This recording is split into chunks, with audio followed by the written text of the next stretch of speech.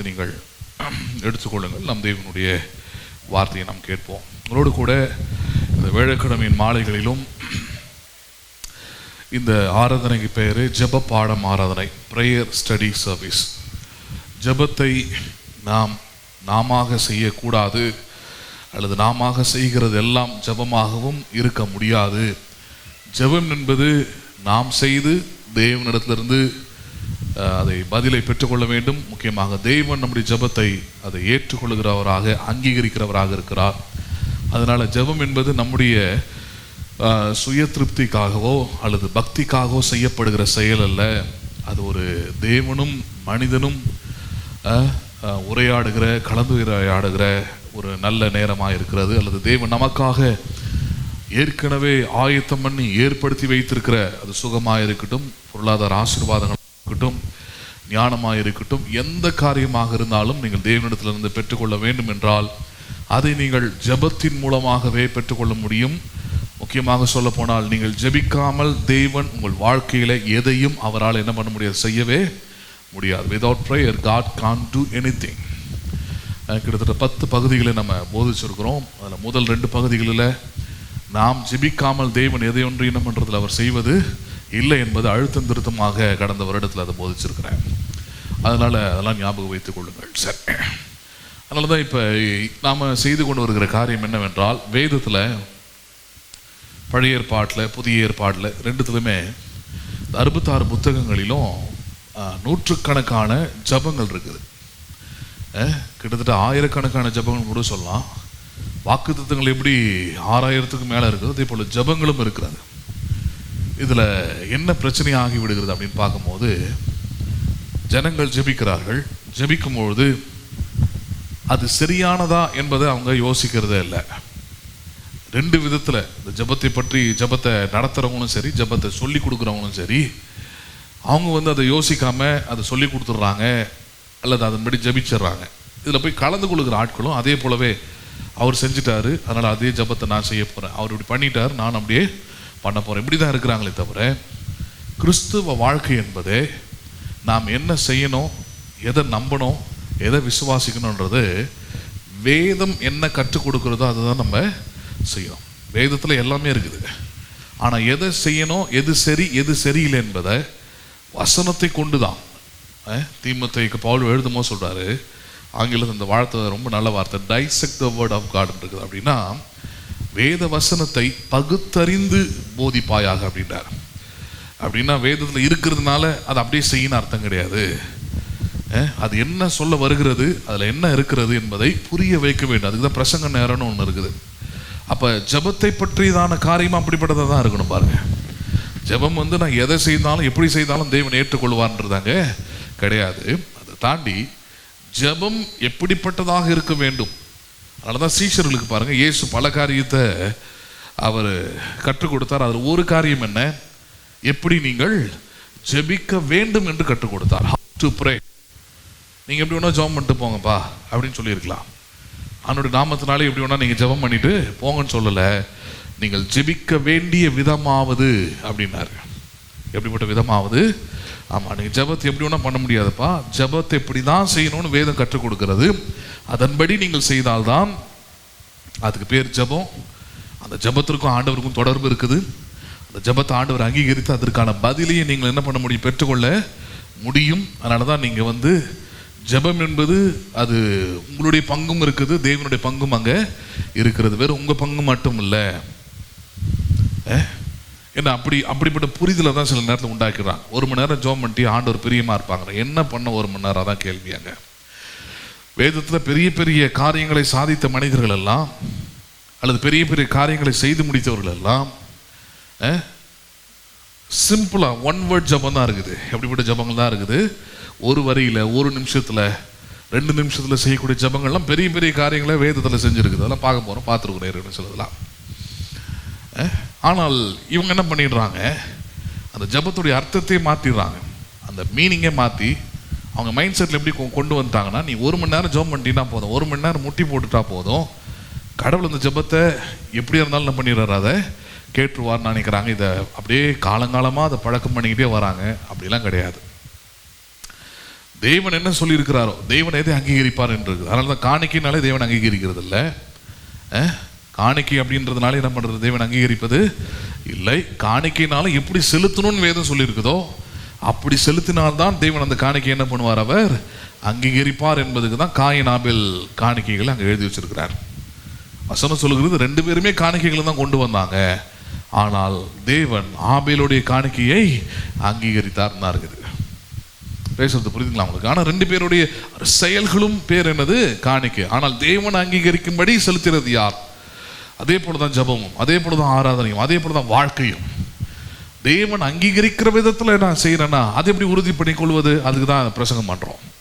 அதுதான் சபைகள் இதை எடுத்து பிரசங்கம் பண்ணணும். வசனத்தை எடுத்து ஜனங்களுக்கு அதை கற்று தந்து அவர்கள் வசனத்தை கொண்டு உறுதி செய்து கொள்ள வேண்டும். தங்களுடைய நடக்கையை, தங்களுடைய விசுவாசத்தை, தங்களுடைய நம்பிக்கையெல்லாம் இப்படிப்பட்ட வசனத்தின்படியே இருக்கிறது என்பதை என்ன பண்ணணும், அவங்க உறுதி செய்து கொள்ளணும். யாரையும் பார்த்து அதை செய்ய கூடாதாங்க. சரி, அதனால தான் நம்ம வேதத்தில் இருக்கிற ஒவ்வொரு ஜபங்களையும் பார்க்க வேண்டியது அவசியமாக இருக்குது. அந்த ஜபத்துடைய அர்த்தம் என்ன, ஜபத்துடைய அர்த்தம் என்னது என்பதை பார்த்து அதை புரிஞ்சுட்டு அதுக்கப்புறம் அதன்படி ஜபிக்கணும். அண்ணால் சொல்லிட்டாங்க, அண்ணால் ஜபம் பண்ணிட்டாங்க, அதனாலே அந்த ஜபம் சரியானது அல்ல. அதில் எதுலாம் சரி எதுலாம் சரியில்லை, அதான் டைசெக்ட்.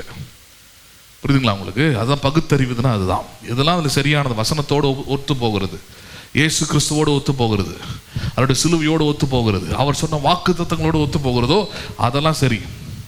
சிலதான் அவருடைய அபிப்பிராயத்தில், அவருடைய அனுபவத்தில் அதெல்லாம் சொல்லியிருப்போம். அதுக்கும் வசனத்துக்கு அங்கே ஒத்தே போகாது, அதுக்கும் ஆண்டவருக்கு ஒத்தே போகாது. அதனால் ஒரு ஜெபம் பண்ணும்போது சொல்கிறா, நீர் காயத்தை உண்டாக்கி காயத்துக்கு என்ன பண்ணுகிறவர், கட்டு போடுகிறவன்றா ஜபத்தில். 1 சாமுவேல் 2ஆம் அதிகாரம். அப்போ நீங்கள் அந்த ஜபத்தை அப்படியே எடுத்துக்கிட்டீங்கன்னா நீங்களும் அப்படி தான் நினைப்பீங்க, அப்படி தான் விசுவாசிப்பீங்க. பிசாசு முக்கியமாக என்ன பண்ணுறான்னா அந்த நம்பிக்கையை எடுத்துக்கிறாங்க. ஓ, காயப்படுத்துகிறாரா, அப்போ நான் உன் வாழ்க்கை என்ன பண்ணுறேன், காயப்படுத்துகிறேன். அப்படி காயங்கள் உண்டாகும் போது உடனே புத்தி எங்கே போயிடுது நமக்கு, ஏன்னா டீச் பண்ணியிருக்கிறது அப்படி தான்.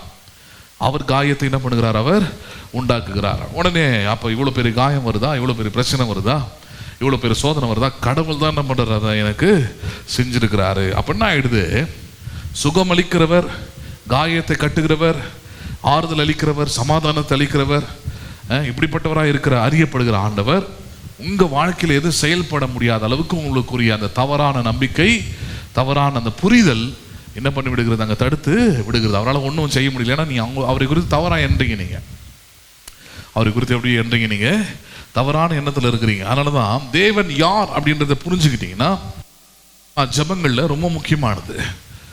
ஜபங்கள் என்பதே பாருங்கள், ஏதோ ஒரு பண்ணுறதில்ல. ஒவ்வொரு வார்த்தையும், பேசப்படுகிற ஒவ்வொரு வார்த்தையும் அது அறிவும் ஞானமும் விசுவாசமும் நம்பிக்கையும் தேவனால் ஏற்றுக்கொள்ளப்படக்கூடிய வார்த்தைகளாக இருக்க வேண்டும். அப்படி இருந்தால் தான் ஜபம். அப்படி இருந்தால் தான் என்னது, அது ஜபம். அது அதனால சொன்னேன், நீங்கள் ஜபிக்கும் போது தேவன் கேட்கணும்னா தேவன் கேட்குற அளவுக்கான ஜபமாக என்ன பண்ணணும்னா அது இருக்கணும். இப்போ உங்கள் வீட்லேயோ இல்லை உங்கள் நண்பர்களோடவோ நீங்கள் பேசும்போது எந்த லாங்குவேஜில் ஒன்றா பேசிக்கலாம். லாங்குவேஜ்னால் ஸ்டைல் சொல்கிறேன். ஈர்த்துக்கிட்டு வந்து போட்டு உட்காந்து இப்படிலாம் பேசலாம். ஒரு கலெக்டர் அப்படி லெட்டர் எழுத முடியுமா நீங்கள்? ஒரு சிஎம்க்கு அப்படி லெட்டர் எழுத முடியுமா? அல்லது ஒரு உயர் அதிகாரிக்கு அப்படி ஒரு லெட்டர் எழுத முடியுமா? நீங்கள் எழுத முடியாது இல்லையா? அப்போ அதுக்குன்னு ஒரு ஃபார்மேட் வச்சுருக்குறாங்க. இவங்ககிட்ட பேசணுன்னா இந்த ஃபார்மேட்டில் தான் நீங்கள் என்ன பண்ணி ஆகணும். ஆமாம், மதிப்பு மிகு, மானமிகு இப்படிலாம் எழுதுனீங்கன்னா தான் அது என்ன பண்ணப்படும், லெட்டராகவே அது கன்சிடர் பண்ணுவாங்க. இல்லைன்னா நீங்கள் எழுதி போட்டுடலாம், அங்கே போய் சேரும், ஆனால் அதுக்கு ஒரு பதிலாக அது வராது. அதே தான் ஜபமும், அதே தான் ஜபமும். நீங்கள் பாட்டு போட்டு அளப்பலாம், 1 மணி நேரம் ஜெபம் பண்ணிட்டேன்னு உங்களுக்குள்ள திருப்தி இருக்கலாம், ஆனால் அதுக்கு ஒன்றுத்துக்கும் பதில் வரப்போகிறது இல்லை. ஏனென்றால் அவைகள் வசனத்தின்படி இல்லை, சத்தியத்தின்படி இல்லை. எதன்படி இல்லை, அது வசனத்தின்படி கூட இருந்துடும். ஆனால் வசனத்துக்குள்ளே இருக்கிற ட்ரூத்து, அதில் இருக்கிற சத்தியம் என்ன, அதன்படி இருந்தால்தான் உங்கள் ஜபங்கள் எப்படிப்பட்டதாக இருக்குது, அர்த்தம் உள்ளதாக இருக்கும். சரி, அதனால் நம்ம என்ன பண்ணுறோம், வேதத்திலிருந்து தொடர்ச்சியாக வேதத்தில் உள்ள ஜபங்களை பார்த்து கொண்டே வருகிறோம், அதை படித்து கொண்டே வரும். அதன்படி இன்றைய தினத்தில் ஆதியாகமம் 17ஆவது அதிகாரத்தில் இருக்கக்கூடிய ஒரு ஜபத்தை நம்ம பார்க்க போகிறோம். அதுக்கான தலைப்பாக என்ன வைத்திருக்கிறேன் என்றால், நீங்கள் எதை ஆகிலும் தேவனுடைய சித்தத்தின்படி ஜபித்தால் தேவன் செவி கொடுப்பார் என்கிற நிச்சயம் இருக்க வேண்டும். நீங்கள் எதை ஆகிலும் தேவனுடைய சித்தத்தின்படி ஜபித்தால் செவி கொடுப்பார் என்கிற நிச்சயம் இருக்க வேண்டும். You should be sure that if you pray for anything according to God's will, He will hear you. You should be sure இருக்குது. அப்படின்னா நீங்கள் உறுதியா இருக்கணும். உங்க ஜெபத்துல என்ன இருக்கணும்? அதுல உறுதினா கண்டிப்பா செய்வார்ன்ற மாதிரி தான் இருக்கணும் ஜெபம். செய்வீரா அப்படி இல்லை, கண்டிப்பா செய்வார். எப்படி அந்த ஷோர் வருது? ஏனென்றால் நீங்கள் தேவனுடைய சித்தத்தை அறிந்தவர்களா இருக்கிறீங்க, தேவனுடைய விருப்பத்தை அறிந்தவர்களா இருக்கிறீங்க, தேவனால் எவைகளெல்லாம் சரி என்று சொல்லப்பட்டிருக்கிறதோ அதை அறிந்தவர்களா இருக்கிறீங்க. அதை அறியணும்னா வேதத்தை படிச்சிருக்கணும், அதை அறியணும்னா பிரசங்கத்தை கேட்டிருக்கணும். அப்போதான் தேவனுடைய சித்தம் என்னது என்பதை நீங்கள் அறிந்து கொள்ள முடியும். வசனத்தையே கேட்காம வேதத்தையே படிக்காம தேவனுடைய சித்தம் என்பது என்ன பண்ண முடியாது, உங்களால் அறிந்து கொள்ள முடியாது. கடவுள் எது சரின்னு சொல்லியிருக்கிறார், கடவுளுக்கு எது விருப்பம், கடவுளுடைய சித்தம் என்னது என்பதை வசனங்கள் தான் வெளிப்படுத்துகிறது. அப்ப நீங்கள் எதையாகிலும் தேவனுடைய சித்தத்தின்படி ஜெபித்தால் செவி கொடுப்பார் என்கிற என்ன இருக்க வேண்டும், உங்களுக்குள்ள நிச்சயம் இருக்க வேண்டும். அந்த நிச்சயத்தின் அடிப்படையில் தான் பண்ண வேண்டும், நீங்கள் ஜெபிக்க வேண்டும். அதான் ரொம்ப முக்கியமானது. சரி, அந்த சம்பவத்தை தான் நம்ம அந்த தலைப்புக்குரிய சத்தியத்தை தான் நம்ம இன்னைக்கு கேட்க இருக்கிறோம். எடுத்துக்கொள்ளலாம். ஆதியாகமம் 17வது அதிகாரம், ஆதியாகமம் 17 1 முதல் 5 வசனங்களை முதல்ல பார்க்கலாம். பாருங்க, ஆதியாகமம் 17வது அதிகாரம் 1வது வசனம். ஆபிராம் 99 வயதான போது கர்த்தர் ஆபிரகாமுக்கு தரிசனமாகி, நான் சர்வ வல்லமை உள்ள தேவன், நீ எனக்கு முன்பாக நடந்து கொண்டு உத்தமனாய் இரு. ஹலோ, அவர் பேசுற வார்த்தை பாருங்க, சாதாரண வார்த்தை இல்லை. என்ன சொல்ற? 99 வயசுல இருக்கிற ஆபிரகாமை பார்த்து ஆண்டவர் சொல்றாரு, 99 வயசுல நான் சர்வ வல்லமை உள்ள தேவன். நான் எப்படிப்பட்ட தேவன்? நான் 3 காரியத்தை பேசுறார். ஒன்று, I am the God of Almighty. நான் சர்வ அப்படின்னா என்னால் முடியாதது ஒன்றும் இல்லை, அதை நீ நம்பணும். ஒன்று. ரெண்டாவது, நீ எனக்கு முன்பாக எப்படி நடந்து கொள்? நீ உத்தமனாய் நடந்து, எப்படி நடந்து கொண்டு? உத்தமனாய் இரு. ரொம்ப முக்கியமானது. நல்லவனா இருன்னு அர்த்தம். எப்படி இருப்பாயாக? நீ நல்லவனா இரு, ஒழுங்கா இரு, சரியா நடு. எது உத்தமம்? உத்தமனாய் நடப்பதுனா என்ன சர்வ வல்லமையுள்ள உள்ளவர் என்பதை விசுவாசிக்கணும். சொன்னால் அது செய்வார் என்பதை நீ நம்பணும். அப்படிப்பட்ட உத்தமனாய் நீ என்ன பண்ணு? நடந்து கொள். ஏன் அந்த வார்த்தையை பயன்படுத்துறாருன்னா, அதுக்கு முன்னாடி இருக்கிற அதிகாரம் போய் படிச்சு பார்த்தீங்கன்னா தெரியும். அதுக்கு முன்னாடி இருக்கிற அதிகாரம் என்ன? மனைவியுடைய சாராளுடைய சொல் பேச்சு கேட்டு ஒரு அடிமை பெண்ணை எடுத்து அவள் மூலமாக ஒரு பிள்ளை என்ன பண்றான்? அவன் பெற்று எடுக்கிறான். அவனுக்கு இஸ்மவேல்னு பேரை வேற வைக்கிறான். ஆண்டவர் சொல்லி அழைத்தது என்ன? 75 வயசுல ஆண்டவர் ஆபிரகாமை சந்திக்கும் போது அவனுக்கு சொன்னது என்ன? உனக்கும் சாராளுக்கும் தான் என்ன பண்ணுவேன், நான் ஒரு சந்ததியை கொடுப்பேன். ஏன்னா சாராள் தான் லீகலான ஒய்ஃப். ஆபிரகாமுக்கு பல மனைவிகள் இருந்தாங்க. ஏன்னா இன்றைக்கும் ரொம்ப பின்தங்கின மாநிலங்கள் அல்லது பின்தங்கின ஊர்கள் அல்லது கிராமங்கள் அங்கெல்லாம் பார்த்தீங்கன்னா மனைவி என்பது எப்படின்னா ஒரு சொத்து மாதிரி. 2 வீடு வச்சிருக்கிறான் அப்படின்னா பெருசாக நினைப்போம், 4 கார் வச்சிருக்கிறான்னா பெருசாக நினைப்போம். அதனால என்ன செய்வாங்க? தங்களுடைய வீரத்தையும் தங்களுக்கு இருக்கிற அந்தஸ்தையும் உயர்த்தி கொள்வதற்கு எப்பவுமே மனைவி ஒன்று லீகலாக இருக்கும். அதை தாண்டி துணைவிகள் நிறைய பேர் இருப்பாங்க. பேசுறது புரியுதுங்களா உங்களுக்கு? பழைய ஏற்பாட்டு காலத்தில் அது ஏன்னா அதாவது ஒரு ancient time of life style. அது கடவுள் அங்கீகரித்தது இல்லை. ஆனால் அது அவங்க அப்படி நினச்சிக்கிட்டாங்க. அவங்க வீடு வாங்குற மாதிரி, 4 மாடு வாங்குற மாதிரி, 4 கழுதை வாங்குற மாதிரி, 4 ஒட்டகம் வாங்குற மாதிரி பெண்கள் என்ன பண்ணிடுறாங்க? அவங்க இங்கே அப்படி தான் பண்ணுறாங்க. அவன் மனைவிக்கு என்று சில அடிமை பெண்கள் இருக்கிறாங்க. அந்த வழக்கம் எப்படி, அந்த ஊரோட வழக்கம் எப்படி இருக்குது?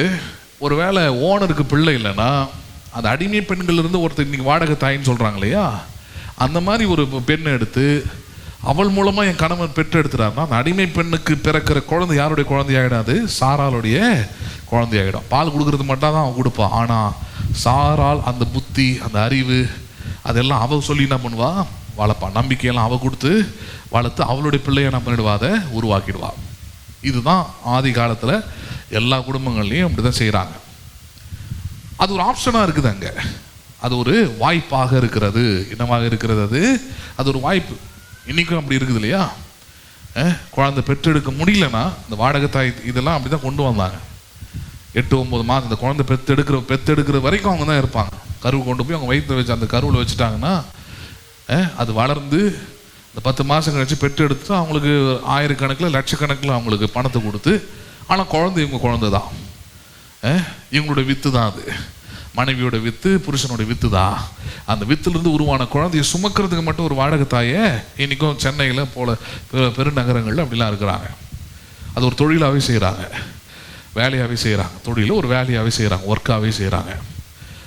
அதில் இப்போ எப்படி மாடர்ன் டைமில் எப்படி ஆகிடுச்சுன்னா, ஐயோ என் பொண்ணு வந்து தாங்க மாட்டாங்க, என் பொண்ணு என்ன பண்ண மாட்டா, குழந்தை பெற்றெடுக்கிறதுலாம் தாங்க மாட்டா, அப்போ என்ன பண்ணலாம், என் பொண்ணு வேலைக்கு போகட்டும், என் பொண்ணு கஷ்டப்படாமல் இருக்கட்டும், வாடகை தாயை உடனே அவங்கள, அதெல்லாமே லீகலாக தான் நடக்குது, இல்லீகலாக பண்ண முடியாது. ஹாஸ்பிட்டலுக்கு போய் கேட்டிங்கன்னா அவங்க வாடகை தாய் அவங்க ஏற்படுத்தி அதுக்குன்னே இருப்பாங்க, ஏற்படுத்தி இவங்க ஓகேவா, இவங்க வயசு இவ்வளவு, உங்களுடைய கருவை கொண்டு போய் கருமுட்டியை கொண்டு போயிட்டாங்க வச்சு அவங்க 9 மாதம் 10 மாதம் வரைக்கும் சுமந்து உங்களுக்கு ஒரு குழந்தை என்ன பண்ணுவாங்க, பெற்று கொடுக்குற வரைக்கும் அவங்களுடைய பொறுப்பு, லீஸுக்கு விட்ட மாதிரி. இந்த பொண்ணுக்கு எந்த சேதமும் இருக்காது. சேதம்னா 9 மாதம் சுமந்துக்கிட்டு கஷ்டப்படுத்துக்கிட்டு உருள முடியாமல் பெறல முடியாமல் ஸ்பீடாக நடக்க முடியாமல் அது இதை சாப்பிட அப்படிலாம் இல்லை. இது பாட்டு நார்மலாக ஒரு லைஃப் ஸ்டைல் இருக்கும். ஆனால் இதோட கருவு வேறோடைய பெண்ணுடைய வயிற்றில் என்ன பண்ணிருக்குதாங்க, வளர்ந்துக்கிட்டு இருக்கும். தமிழ்நாட்டில் ஒரு பிரபலமான ஒரு நடிகை அப்படி பண்ணாங்க. இப்போ ரீசெண்டாக நியூஸ் பேப்பர்லாம் படிச்சிங்கன்னா அதெல்லாம் தெரியும். அவங்க பாட்டு படத்தில் நடிச்சுக்கிட்டே இருந்தாங்க. திடீர்னு வந்தாங்க 2 வருஷத்துக்கு முன்னாடி, எனக்கு ட்வின் பேபி பிறந்திருக்குதுன்னாங்க. பக்குன்னு ஆயிடுச்சு எல்லாரும். எப்படியா, நேற்று கூட பார்த்த உடனே அப்படின்னா திடீர்னு சொன்னாங்க, அது துபாயில் வச்சு அங்கேயே உருவாகி ரெட்டை குழந்தைகள், அதனால் ஒரு குழந்தையோட விலை 40 லட்சம் 80 லட்சம் கொடுத்துருக்குறாங்க அந்த அம்மாவுக்கு, பெற்றெடுத்த அம்மாவுக்கு. வாழ்நாள் ஃபுல்லாக கவர்மெண்ட்டில் வேலை செஞ்சால் கூட அவ்வளோ சம்பளம் கிடைக்காது. 80 லட்சம் ஒரு குழந்தைய பெற்றெடுத்தால் நான் பேரம். அந்த சினிமா நடிகர் சாதாரண நாட்கள்லாம் கம்மியாக தான் தர முடியும், 1 லட்சம் 5 லட்சம் அது மாதிரிலாம். காஞ்சிபுரத்துலேயும் அது மாதிரி ஆளுங்கள்லாம் இருக்கிறாங்க. ரொம்ப சொல்ல விரும்பல, அதெல்லாம் நான் டீட்டெயிலாக போக விரும்பல, புரிதலுக்காக சொல்கிறேன். அப்போ ஆதி காலத்திலே பாருங்கள், இன்றைக்கி இந்த டெக்னாலஜிலாம் இருக்கிறதுனால அவங்களுக்கு இவங்களுடைய கருவியை கொண்டு போய் அங்கே வச்சு என்ன பண்ண முடியுது, வளர்க்க முடியுது. அன்றைக்கி அந்த டெக்னாலஜி இல்லை. அதுக்கு பதில் ஒரு ஃபார்மேட்டை வச்சுருந்தான். என்ன ஃபார்மேட் அது, மனைவிக்கு இருக்கிற அடிமை பெண் அவளுடைய புருஷன் இணைந்து கொண்டால் அவங்களுக்கு பெற்றெடுக்கிற குழந்தை யாரோடைய தான் மாறிடுது, சாராளுடைய தான் மாறிடுது, ஓனரம்மா தான் மாறிடாது. ஏன்னா அவன் எனக்கு அடிமை பெண் அவன் அப்படின்ற ஸ்தானத்தில் அது பண்ணாங்க. அதே போல தான் சாரால் ஒரு திட்டம் போட்டு சொல்கிறா. அது ஆபிரகாம் என்ன பண்ணுறாங்க, அங்கீகரித்து தேவன் சொன்ன வார்த்தையிலிருந்து, அந்த விசுவாசத்திலிருந்து, நம்பிக்கையிலிருந்து விலகிறது தான் முன்னாடி இருக்கிற அதிகாரம் காண்பிக்குது. மனைவியோடைய வார்த்தையை நம்பிட்டான். மனைவி சொன்ன அந்த வழி ரொம்ப நல்ல வழியே தெரிஞ்சுது. ஏன்னா 75 வயசுலேருந்து 99 வயசு வரைக்கும் வெயிட் பண்ணி பார்த்தாச்சு. இதுக்கப்புறம் ஒன்று நான் காத்திருக்கணுமா, இதுக்கப்புறமும் நான் பொறுமையாக இருக்கணுமா, அதனால் கொஞ்சம் பொறுமையை இழந்து என்ன பண்ணிட்டான், மனைவி சொன்னதை கேட்டதன்படி செய்கிறான். பாருங்க, அன்னைக்கு சபை ஏன் முக்கியன்றது அதெல்லாம் பார்த்தீங்கன்னா தான் தெரியும். ஆபிரகாம் காலத்தில் சபைன்னு ஒன்று கிடையாது, ஊழியக்காரன்னு ஒன்று கிடையாது. தேவன் அவனோடு பேசினாதான் உண்டு. யார் பேசினாதான் உண்டு, தேவன் அவனோடு பேசினாதான் உண்டு.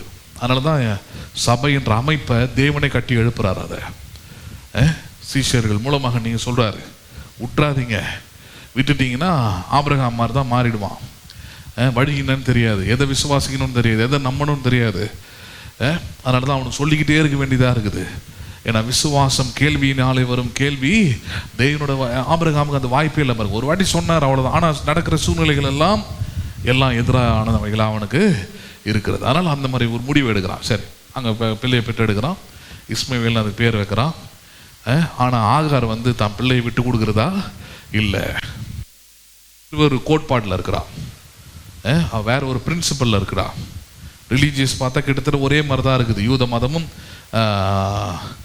இதுவும் ஒரே மாதிரி தான் இருக்குது. ஆனால் என்ன, உருவ வழிபாடு இல்லை, சிலை வழிபாடு இல்லை, இப்படிலாம் இருக்குது. ஆனால் சில காரியங்களில் அவன் குணாதிசயங்களில், சுவாபங்களில், நம்புகிற விதத்துலலாம் அவன் என்ன பண்ணுறான், வித்தியாசப்படுற. ஆகார் அதனால் என்ன பண்ண வேண்டியதாக இருக்குது, ஆகார் தான் பெற்றெடுத்த குழந்தைய தான் குழந்தையாகவே வளர்க்க ஆரம்பிக்கிறா. அங்கே சாராளுக்கும் அங்கே ஆகாருக்கும் பிரச்சனை வருது. அது கடைசியாக போன வருஷம் நம்ம போதிச்சோம். அதே இதில் ஆகார் வீட்டில் இருந்து துரத்தப்படுகிறா. இஸ்மவேலும் வீட்டை விட்டு அனுப்பப்படுறான் குழந்தையாவே. ஏன்னா இதுக்கப்புறமா என்ன பண்ண முடியாது, இருக்க முடியாது அப்படின்ற பேரில். ஆனால் அது ஆபிரகாமுடைய வித்து. யாருடைய வித்து அது? ஆபிரகாமுடைய வித்து. அந்த இடத்துல தான், அந்த சூழ்நிலையில் தான் ஆபிரகாம் இங்கே வந்து நிற்கிறான். நிற்கும் போது தான் ஆண்டவர் உங்க கூட பேசுகிறாரு. இங்கே பாரு, நான் சர்வ வல்லமை உள்ளவர்னு நினச்சிருந்தேன்னா இந்த அடிமை பெண் எடுத்து போய் பிள்ளையை பெற்று எடுத்திருப்பியா? 99 வயசுலையும் தேவன் யாராக இருக்கிறார்? அவர் சர்வ வல்லவர்னா என்ன? அவருடைய வல்லமைக்கு எண்டே கிடையாது, முடிவே இல்லை. 99 வயதிலும் அவருடைய வல்லமை கிரியை செய்யும் அப்படின்லாம் நம்பி இருக்கணும் நீ. அதனால இப்போ மறுபடியும் சொல்றேன், கேட்டுக்கோ. நான் சர்வ வல்லமை உள்ள தேவன், எனக்கு முன்பாக நீ எப்படி இரு? உத்தமனாயிரு. முதல்ல அவனுக்கு சொல்லி கொடுக்குற டிசிப்ளைன். நம்ம எப்பவுமே பிளெஸிங் எதிர்பார்க்குறோம், நன்மை எதிர்பார்க்குறோம், ஆசீர்வாதத்தை எதிர்பார்க்குறோம். ஆனால் ஆண்டவர் சொல்றாரு, ஃபர்ஸ்ட் மாறிக்கோ, சுத்தமான பாத்திரமா மாறு. நான் உனக்கு கொடுக்குறேன்னா அது பரிசுத்தமானதாக, சரியானதாக, நேர்த்தியானதாக, உனக்கு பிரயோஜனம் உள்ளதாக இருக்கும்படியாக நீ உன் உள்ளத்தை, எண்ணத்தை, சிந்தைய, வாழ்க்கையெல்லாம் மாற்றணும். நீ அயோக்கியனா இருந்துக்கிட்டு, நீ அவிசுவாசியா இருந்துக்கிட்டு, ஆண்டவரின் ஆசீர்வாதியம் எனக்கு ஈசாக்கை தாரும், என்னை பழுகி பெருகி நிரம்ப செய்வீராகனா, ஆண்டவர் முதல்ல சொல்வார், முதல்ல விசுவாசி நான் சர்வ வல்லவர் என்பதை. ரெண்டாவது, எனக்கு முன்பதாக எப்படி நடந்து கொள்? உத்தமனாய் நட. இது ரெண்டு தான் பாயிண்டாங்க. Truthful, stay in faith, walk in truth. சரியா நடந்து கொள், உத்தமனா இரு சொல்லிட்டு அதுக்கப்புறம் இப்ப மறுபடியும் அவனோட பேச ஆரம்பிக்கிறார். நான் உனக்கும் எனக்கும் நடுவாக என் உடன்படிக்கையை ஏற்படுத்தி உன்னை மிகவும் திரளாய் பெருக பண்ணுவேன் என்றார். ஏற்கனவே சொன்ன வார்த்தைகள் தான் மறுபடியும் அவனுக்கு ஞாபகப்படுத்துறார். பிரசங்கம் என்றது அப்படிப்பட்ட ஒரு காரியம் தான். பாருங்க, நான் கேட்டுட்டேன், நான் எல்லாம் கேட்டுட்டேன் அப்படின்றது இல்லை. எத்தனை முறை கேட்டாலும் கேட்டது உங்கள் வாழ்க்கையிலே முழுமையாக நிறைவேறிட்டான்னு பார்க்கணும். 99 வயசுல ஆண்டவர் ஏற்கனவே 75 வயசுல சொன்னதை மறுபடியும் ஞாபகப்படுத்துறாரு. என்ன சொல்றாரு? நான் உனக்கும் எனக்கும் நடுவாக என் உடன்படிக்கை ஏற்படுத்தி உன்னை மிகவும் திரளாய் பெருக பண்ணுவேன். ஏற்கனவே சொல்லியிருக்கிறேன். அப்படிதான் சொல்லி முதல் சந்திப்பிலே உன்னை பார்த்து அப்படிதான் சொல்லியிருக்கிறேன். நான் உன்னை ஆசீர்வதிக்கவே, ஆசீர்வதித்து உன்னை பெருகவே பெருக பண்ணுவேன். ஃபர்ஸ்ட் சந்திப்பிலேயே தேவன் ஆபிரகாமை பார்த்து சொன்ன வார்த்தைகள் அவைகள் தான். 75 வயசுல சொன்னார். மறுபடியும் 24 வருஷம் கழிச்சு மறுபடியும் அதையே சொல்றாரு. என்ன சொல்றாரு? நான் உன்னை திரளாய் பெருகவே பெருக பண்ணுவேன். 75 வயசுல சொன்னது 24 வருஷம் கழிச்சு மறுபடியும் சொல்றாரு, நான் உன்னை திரளாய் பெருக பண்ணுவேன், உன்னை பெருசா பெருக பண்ணுவேன். எப்படி பாருங்க, ரிப்பீட்டட் வேணாம்னு நினைக்கிறாங்க, எனக்கு எல்லாம் தெரியும் நினைக்கிறாங்க. இல்லை, விசுவாசம் என்பது நீங்கள் விசுவாசத்தில் ஏதோ ஒரு வாட்டி கேட்டதுனால விசுவாசம் வரதில்லை. அது விசுவாசத்தை அசைக்க, விசுவாசத்தை வேரோடு பிடுங்க. பிசாசு பல கிரியைகளை உலகத்தில் செய்து கொண்டே இருப்பான், அனுதின வாழ்க்கையில் செய்து கொண்டே இருப்பான், வேலை செய்கிற இடத்துல செய்து கொண்டே இருப்பான். நீங்கள் பார்க்கிற, செயல்படுகிற, கேட்கிற காரியங்களில் பிசாசுடைய போராட்டம் என்ன? உங்களுக்குள்ள எதெல்லாம் நீங்கள் விசுவாசித்திருந்தீர்களோ, பிரசங்கத்தை கேட்கும் போது எதெல்லாம் நம்பக்கூடியதாக இருந்ததோ அவைகள் எல்லாம் நம்பி கிடக்க செய்து, மறக்க செய்து, பின்வாங்க செய்வது தான் பிசாசு ஒரு விசுவாசி வாழ்க்கையிலே தொடர்ந்து செய்து கொண்டிருக்கிற வேலையா இருக்குது. நல்லதனம் பண்ண வேண்டியதாக இருக்குது, எல்லா ஆராதனைக்கு வர வேண்டியதாக இருக்குது, எல்லா பிரசங்கத்தை கேட்க வேண்டியதாக இருக்குது. பேசப்படுகிற வார்த்தைகள் அது ரிப்பீட்டடாக இருந்தால் கூட அதை மறுபடியும் கேட்க வேண்டியதாக இருக்கிறது. என்ன கேட்கலன்னா விசுவாசம் இல்லாமல் போயிடும். விசுவாசிக்கலை என்றால் தேவனுக்கு நீங்கள் பிரியமாக இருப்பது கூடாத காரியம். தேவனுக்கு பிரியமா இல்லைனா ஒன்றுமே நடக்க போகிறது இல்லை. நம்புறீங்களா? நீங்கள் விசுவாசிப்பதை கையில் பெற்றுக்கொள்ளுகிற வரைக்கும் நம்பிக்கிட்டே இருக்கணும். ஹலோ, பேசுறது புரியுதுங்களா உங்களுக்கு? நீங்கள் விசுவாசிக்கிறத காணப்படாதவைகள் நிச்சயத்தை காணப்படுகிறவர்கள் வரைக்கும் நம்ம பண்ண அதை விசுவாசித்து கொண்டே இருக்கணும். இல்லாத போது விசுவாசிக்கிறீங்க, பார்க்காத போது தான் விசுவாசம் தான். காணப்படாதவைகளின் நிச்சயம். ஆனால் காணப்படாதவைகளின் போது எதை நம்பிக்கிட்டே இருந்தீங்களோ அதை வருகிற வரைக்கும் நம்ம பண்ணிக்கிட்டே இருக்கணும், விசுவாசித்து கொண்டே இருக்கணும். அது மட்டும்தான் ஒரு விசுவாசி கொடுக்கப்பட்டிருக்கிற வேலை, பொறுப்பு எல்லாமே. பிசாசு என்ன பண்ணுறான்? இதுக்கு நடுவில் வந்து காணப்படாததை ஏன் நம்புற, காணப்படுகிற ஆகார் இருக்கா பாரு, இப்படிலாம் ஐடியா கொடுக்கறதுக்கு அவன் நிறைய வேலை செய்து கொண்டே இருப்பான். நீங்கள் தான் இல்லை, தெய்வன் சர்வ வல்லமை உள்ளவர். அவருக்கு முன்பதாக அவருடைய வார்த்தையின்படி நடப்பதே உத்தமமானது, அதன்படி விசுவாசிப்பதே உத்தமமானது.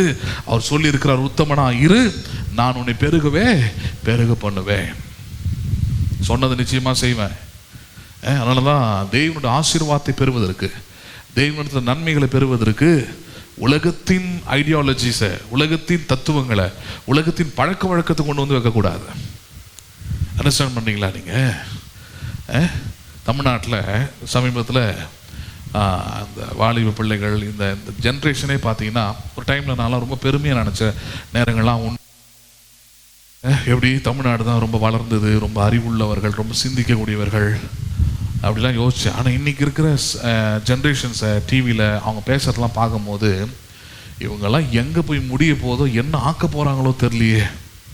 ஒரு 3-4 வருஷத்துக்கு முன்னாடி பார்த்தேன் ஒரு ரியாலிட்டி ஷோவில் சில திருமணம் ஆகாத பெண் பிள்ளைங்களை கொண்டு வந்து திருமணம் பண்ணுறதுக்கு உங்ககிட்ட நீங்கள் என்ன வைக்கிறீங்கன்னு கேட்டால் அந்த பிள்ளைங்க அவ்வளோ பேசுச்சுங்க. ஹெலிகாப்டரில் வந்து இறங்கணும், சொந்த வீடு எனக்கு வேணும், 1.5 லட்சம் சம்பாதிக்கணும், அப்படிலாம் வச்சுதுங்க.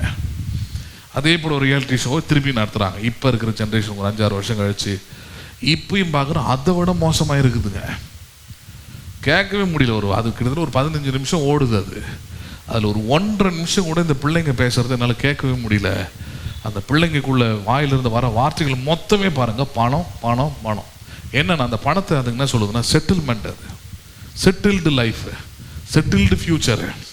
நான் வந்து எங்கள் அம்மா அப்பா மாதிரிலாம் கஷ்டப்பட முடியாது. கடன் வாங்கி அதை வாங்கி இதை வாங்கி சாப்பாடை குறைச்சி அதை குறைச்சி அப்படிலாம் இருக்க முடியாது. நான் போகும்போதே மாப்பிள்ளை வந்து 1.5 லட்சம் சம்பாதிக்கணும், 1 லட்சம் சம்பாதிக்கணும். 20,000 ஆரம்பிக்குது அந்த லெவல். ஒரு 3 10th தான் முடிச்சிருக்குது பாருங்க, அந்த லெவலையும் கொண்டாந்து உட்கார வச்சிருக்கிறாங்க. அது சொல்லுது எனக்கு 20,000 ரூபாய் போதும் சார்னோடனே எல்லாம் சந்தோஷமாகிட்டாங்க. பரவாயில்ல 20,000 ரூபாய்க்குலாம் ஈஸியாக மாப்பிள்ளை கிடைக்குமேன்ட்டு. அதுக்கப்புறமா அது கூட அவள் ஆடெல்லாம் சொல்கிறது தான் தாங்கிக்கவே முடியல. 20,000 ரூபாய் சம்பளம் சார், ஆனால் சொந்த வீடாக இருக்கணும். என்ன வீடாக இருக்கணும்? சொந்த வீடாக இருக்கணும். சரி, சொந்த வீடு கூட பிரச்சனை இல்லை, அடிப்படாது, கூட எடுத்துன்னு போயிடலாம். சொந்த வீடு மட்டும் இல்லை, அதுக்கப்புறம் அவருக்கு ஒரு நிலமும் இருக்கணும். அது எதுக்கு? அது வந்து சப்போஸ் ஏதாவது ஒன்று ஆச்சுன்னா அதை வச்சு தான் நம்ம என்ன பண்ணணும்? ஆமாம், பிழைக்கணும், ஏதோ ஒன்று செய்யணும். நிலம் இருக்கணும், எம்டி லேண்ட் இருக்கணும். சரி, நீங்கள் என்னம்மா பண்ண போகிறீங்க? நாங்கள் போகிறதே ஒரு பெரிய விஷயம் தானே அப்படின்னு. யார் போகிறதே பெரிய, அதுங்களுக்கு அதுக்குள்ளே அப்படி ஏற்றி வச்சுருக்குறாங்க, அப்படி ஏற்றி விட்டாங்க. அதுக்கு என்ன நினைக்குதுன்னா, நாங்கள் போகிறதே பெரிய விஷயம் தானே, நாங்கள் போய் தானே அந்த குடும்பத்தை உருவாக்குறோம், நாங்கள் போய் தானே சந்ததியை. ஆமாம், இப்படி ஒரு மைண்ட் செட்டு உள்ள பெண் பிள்ளைகளை குடும்பத்துக்குள்ளே கூட்டிகிட்டு வந்தால் அது என்ன ஆகும் பாருங்க, அந்த சமுதாயமே சீரழிஞ்சிரும். புரியுதுங்களா உங்களுக்கு? ரொம்ப அதுக்குள்ளே போக வேண்டியதில்லை. ஆனால் இப்படிப்பட்ட ஒரு சமுதாயத்தில், இப்படிப்பட்ட ஒரு சூழ்நிலையில், இப்படிப்பட்ட வழிகளை அறிந்து கொள்றதுன்றது பாருங்க, ஏற்றுக்கொள்றது மனநிலைமை இருக்குது பாருங்க, அது அவ்வளோ சர்வசாதாரணமாக வரக்கூடிய விஷயம் இல்லை. எப்படி வருது அது? நீங்கள் வசனத்தை கேட்பதற்கு உங்களை முழுமையாக ஒப்பு கொடுத்து பரிசுத்த ஆவியானவர் அந்த கீழ்ப்படுதலை பார்த்து உங்களுக்குள்ள கிரியை செய்து, அப்படி தான் பார்த்தீங்கன்னா உங்கள் வாழ்க்கையில் தேவனுடைய திட்டம் எல்லாம் நிறைவேறுகிறது. அப்படிதான் நம்மளுடைய தேவனுடைய திட்டம் உங்கள் வாழ்க்கையில் நிறைவேறுது. இல்லைன்னா உலக மக்களை போல தான் இருக்கும் வாழ்க்கை. கிறிஸ்தவ முறை பிரகாரம் கல்யாணம் பண்ணலாம், கிறிஸ்தவ முறை பிரகாரம் எல்லா காரியத்தையும் சடகாச்சார சம்பிரதாயம்லாம் செய்யலாம். அதெல்லாம் அதுக்கும் கடவுளுக்கும் சம்மந்தமே இல்லை. பேசுறது புரியுதுங்களா உங்களுக்கு? அப்போ அதனால தான் ஆபிரகாமுக்கு சொல்லி கொடுக்குறாரு. இங்கே பாரு, 75 வயசில் சொன்னல, அதை தான் ரிப்பீட்டடாக இப்பயும் சொல்கிறேன். நான் உன்னை திரளா என்ன பண்ணுவேன், நான் பெருக பண்ணுவேன்னா பெருக பண்ணுவேன் தான். 99 வயசு ஆகலாம். இந்த வயசு அந்த சூழ்நிலையில் அவனே சொல்கிறான், சரீரம் செத்து போனது, சாலாருடைய கர்ப்பமும் செத்து போனது, பிள்ளையை கொடுக்கக்கூடிய பலன் இருவருக்கும் இல்லை. அந்த நிலைமைக்கு போயிட்டான். 75 வயசுல கூட இருந்திருக்கும் போல இருக்குது. ஆனால் 99 வயசு வரும்போது வாய்ப்பு கூட இல்லாமல் போயிடுச்சு. ஆப்ஷன், வாய்ப்பே கிடையாதுங்க. அங்கே தான் தேவனுடைய கிருபை என்ன பண்ணுதாங்க, வேலை செய்யுது. அங்கே தான் தேவன் சர்வ வல்லமை உள்ளவர் என்கிற கிரியை அங்கே தான் நடக்குது. எப்போ நீ விசுவாசிக்கணும், கர்த்தர் சொன்னபடியே அவர் என்னை திரளாய் பெருக பண்ணுவார். இந்த பலவீனத்தின் மத்தியிலும், இந்த இல்லாமையின் மத்தியிலும், முடியவே முடியாததன் மத்தியிலும் அவர் சர்வ வல்லமை உள்ளவராக இருக்கிறபடினாலே அவர் சொன்னதை அவர் நிச்சயமாக என்ன பண்ணுவார், அவர் செய்வார் என்கிற உறுதி உங்களுக்குள்ள இருக்கும். அதுதான் ஆபிரகாமுக்கு தேவன் என்ன பண்ணுகிறார் அங்கே சொல்லி கொடுக்கிறார். 3வது வசனம். அப்பொழுது ஆபிராம் முகங்குப்புற விழுந்து வணங்கினான். தேவன் அவனோடு பேசி, அந்த முகங்குப்புற விழுந்துன்றது, he literally accepted everything from God. முகங்குப்புற விழுதுன்னா என்னது? முழுமையாய் உண்மை ஏற்றுக்கொள்கிறேன். எனக்குள்ள அவிசுவாசம் இருந்தது உண்மை, நான் உத்தமனாய் நடக்காதது உண்மை, நான் என் மனைவிக்கு பேச்சை கேட்டு ஆகார் பின்னாடி போனதும் தப்பு தான். இப்போ நீர் சொல்றது நான் என்ன பண்றேன், முழுமையாக ஏற்றுக்கொள்றேன். உமக்கு முன்பதாக நான் உத்தமனாக இருக்கிறேன். நீர் சொல்லுகிறது 99 வயசுல நான் நம்புறேன் ஆண்டவரே. நீர் என்னை திரளாய் பெருக பண்ணுவீர்ன்றதுக்குரிய அந்த கீழ்ப்படுதலுக்குரிய அடையாளமாக தான் என்ன பண்றான், முகம் குப்புறாங்க, வளராங்க. சரி, அடுத்தது இப்போ 4வது வசனம் மறுபடியும் கடவுள் உன்னோடு பேசுறார். நான் உன்னோடு பண்ணுகிற என் உடன்படிக்கை என்னவென்றால், நீ திரளான ஜாதிகளுக்கு என்னாவாய், நீ தகப்பனாவாய். என்ன மாதிரியான வார்த்தை பாருங்க. என்னன்னா பிள்ளையே இல்லை, சரி 99 வயசுல ஒரு குழந்தைய கொடுத்தா கூட அந்த குழந்தை ஆரோக்கியமாக வளரணும், அது சந்ததி சந்ததியாக தலைமுறையா போகணும்லாம் அது யார் கையில் இருக்குது, கர்த்தருடைய கரத்தில் இருக்குது.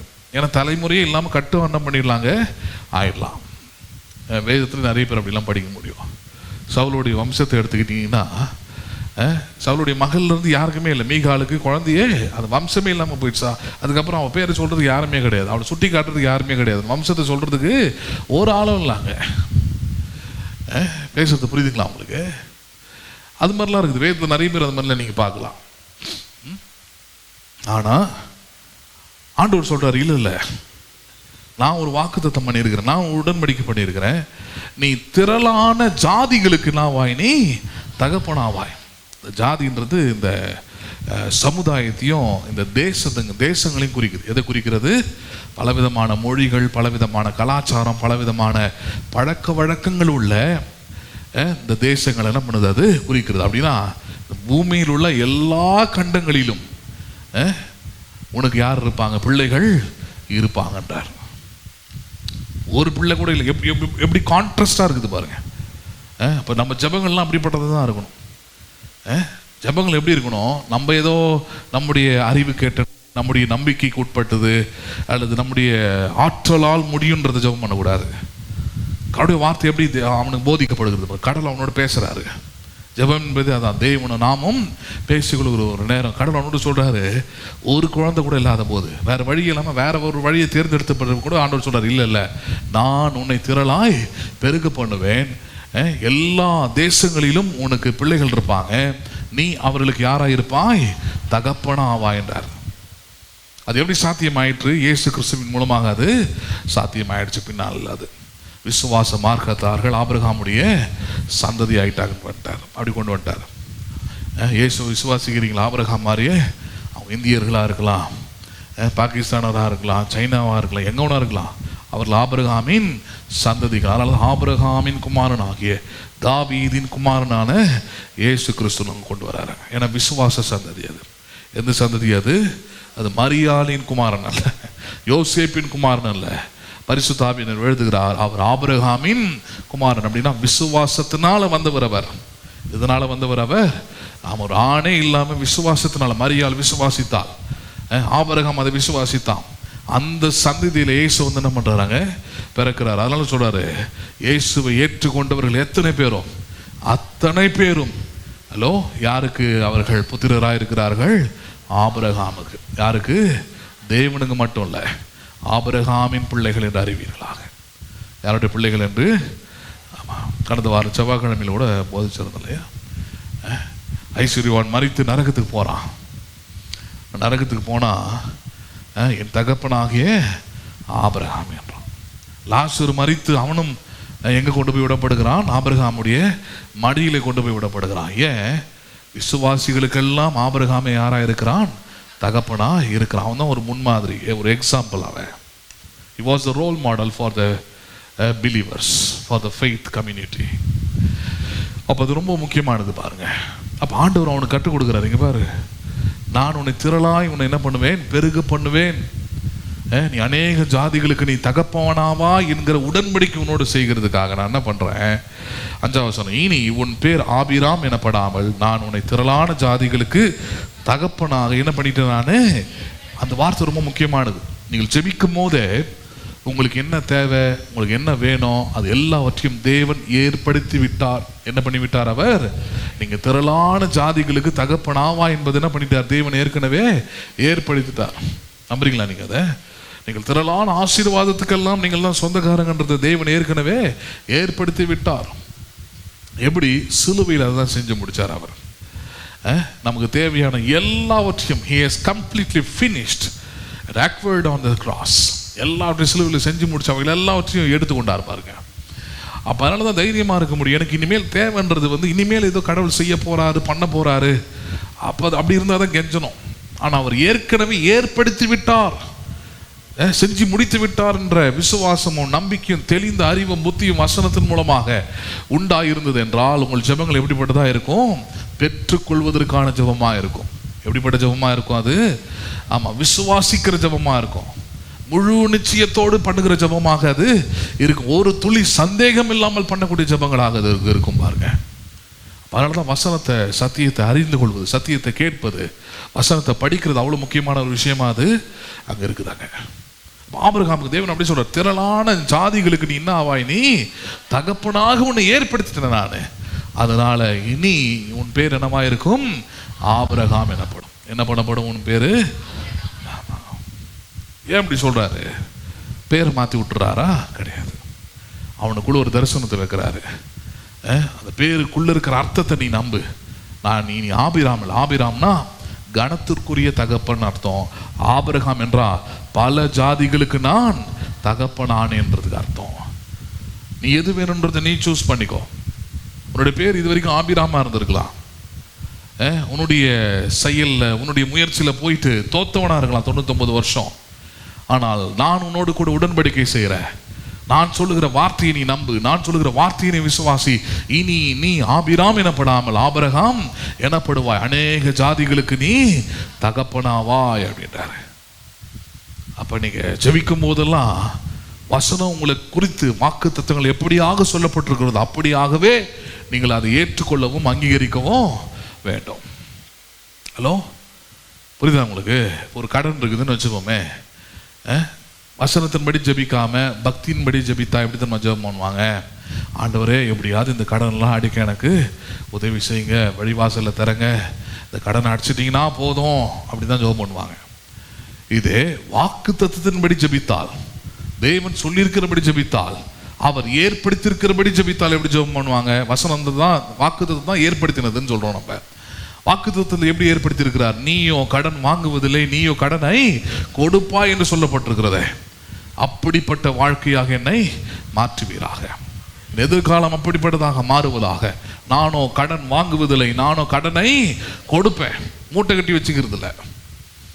ஹலோ, கடன் கொடுக்கறதே ஆசீர்வாதத்தின் அடையாளம். நல்லா புரிஞ்சுக்கிடுங்க. எதோடைய அடையாளமா அது? கடன் வாங்கிறது தேவையின் அடையாளமா இருக்கலாம். ஆனால் கடன் கொடுப்பது என்பது என்ன? நீங்க பாருங்க, நீங்க பிளஸ்டா, நீங்க ஆசீர்வதிக்கப்பட்டவர்களா? அதுக்கான பல அடையாளங்களில் ஒரு அடையாளம் என்னது? நீயோ கடனை கொடுப்பாய், நீயோ கடனை வாங்க மாட்டாய் என்றுதான். ஹலோ, பேசுறது புரியுதுங்களா உங்களுக்கு? அப்ப கடன் கொடுக்கிறது என்னவா இருக்கிறது? அது ஆசீர்வாதமானதா இருக்குது. அதில் அநியாய வட்டி வாங்காதன்றார். கடன் கொடுத்தா, கடன்னாலே நிறைய பேர் எப்படி யோசிச்சுன்னா வட்டி கொடுக்குறதுன்னு நினைக்கிறாங்க. இல்லை இல்லை, ஆண்டவர் சொல்கிற அநியாய வட்டியெல்லாம் வாங்காத, ஒரு இரவதித்துக்கும் அது உதவாது, அநியாயத்தை சேர்க்காதன்றார்.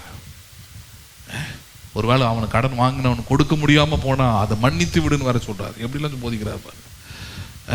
அந்த பிரின்சிபலில் போனோன்னா நம்மளால் அதை ஏற்றுக்கொள்ளக்கூட முடியாது. ஆனால் அந்த பிரின்சிபல் தான் உங்களை பிளஸ்ஸிங்காக வைக்கும்.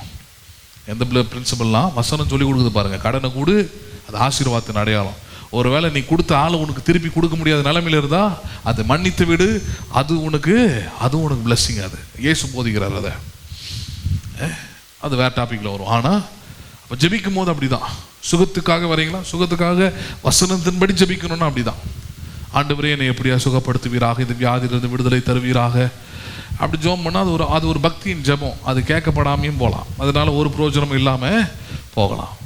அது எப்படி ஜெபம் பண்ணாமல் வியாதி இருக்குதுன்னு சொல்லியிருக்கிறாங்க, வியாதிக்கான அறிகுறி இருக்குதுன்றாங்க.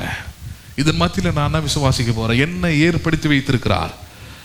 வியாதி வர்றதுக்கு முன்னாடியே அதற்கான வைத்தியர், அதற்கான பரிகாரி, அதற்கான பிரயாச்சித்தை எல்லாத்தையும் சிலுவையில் அவர் செய்து முடித்திருக்கிறார். அப்போ என்ன ஜெபம் பண்ணோம்? அவர் தழும்புகளால் நான் ஏற்கனவே சுகமாக இருக்கிறேன். நான் வியாதி இருக்குது, ஆனால் ஏற்படுத்தப்பட்டதுன்னு, அதுதான் இங்கே பாயிண்ட். பிள்ளை இல்லை, சரீரம் செத்து போச்சு. ஆனால் சொல்றார், ஏற்படுத்திட்ட உன்னை. யாரை ஏற்படுத்திட்ட? அநேக ஜாதிகளுக்கு நீ யாராயவாய்? தகப்பனாவாய். பிள்ளைய பொருள் ஆவாய். வசனம் அப்படிதான், வாக்குத்தத்தம் அப்படிதான். அப்ப ஜெபம் அப்படி மாறிச்சுன்னா அதை நிச்சயமா பார்க்க முடியாது. அதை நிச்சயமா என்ன பண்ண முடியும்? பார்க்க முடியல. ஜெபத்தின் அந்த பிரின்சிபல்ஸ் இது எல்லாமே இப்ப பார்ப்போம். இப்ப இது வரைக்கும் ஆண்டவர் பேசிக்கிட்டே வந்தார். இப்போ ஆபிரகாம் ஜெபிக்க போறான். அதில் தான் நம்மளுடைய பாயிண்டே இருக்குது, முக்கியமான கற்றுக்கொள்ள வேண்டியதாக இருக்குது. என்னன்னு பார்க்கலாம். 15 வசனம். பின்னும் தேவன் ஆபிரகாமை நோக்கி, உன் மனைவி சாராயை நீ சாராய் என்று அழையாதிருப்பாயாக. சாராள் என்பது அவளுக்கு பேராயிருக்கும். நான் அவளை ஆசீர்வதித்து அவளாலே உனக்கு குமாரனையும் தருவேன். அவள் ஜாதிகளுக்கு தாயாகவும் அவளாலே ஜாதிகளின் ராஜாக்கள் உண்டாகும் அவளை ஆசீர்வதிப்பேன் என்றார். ஆபிரகாம் சொன்ன மாதிரி சொல்றாங்க. 17.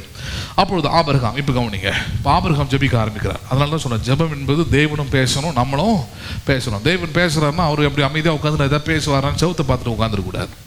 நிறைய பேர் அப்படின்னு நினைக்கிறாங்க. தேவன் பேசுறார் வசனத்தை கொண்டு தான் அவர் பேசுவார். எதை கொண்டு தான் பேசுவார் அவர்?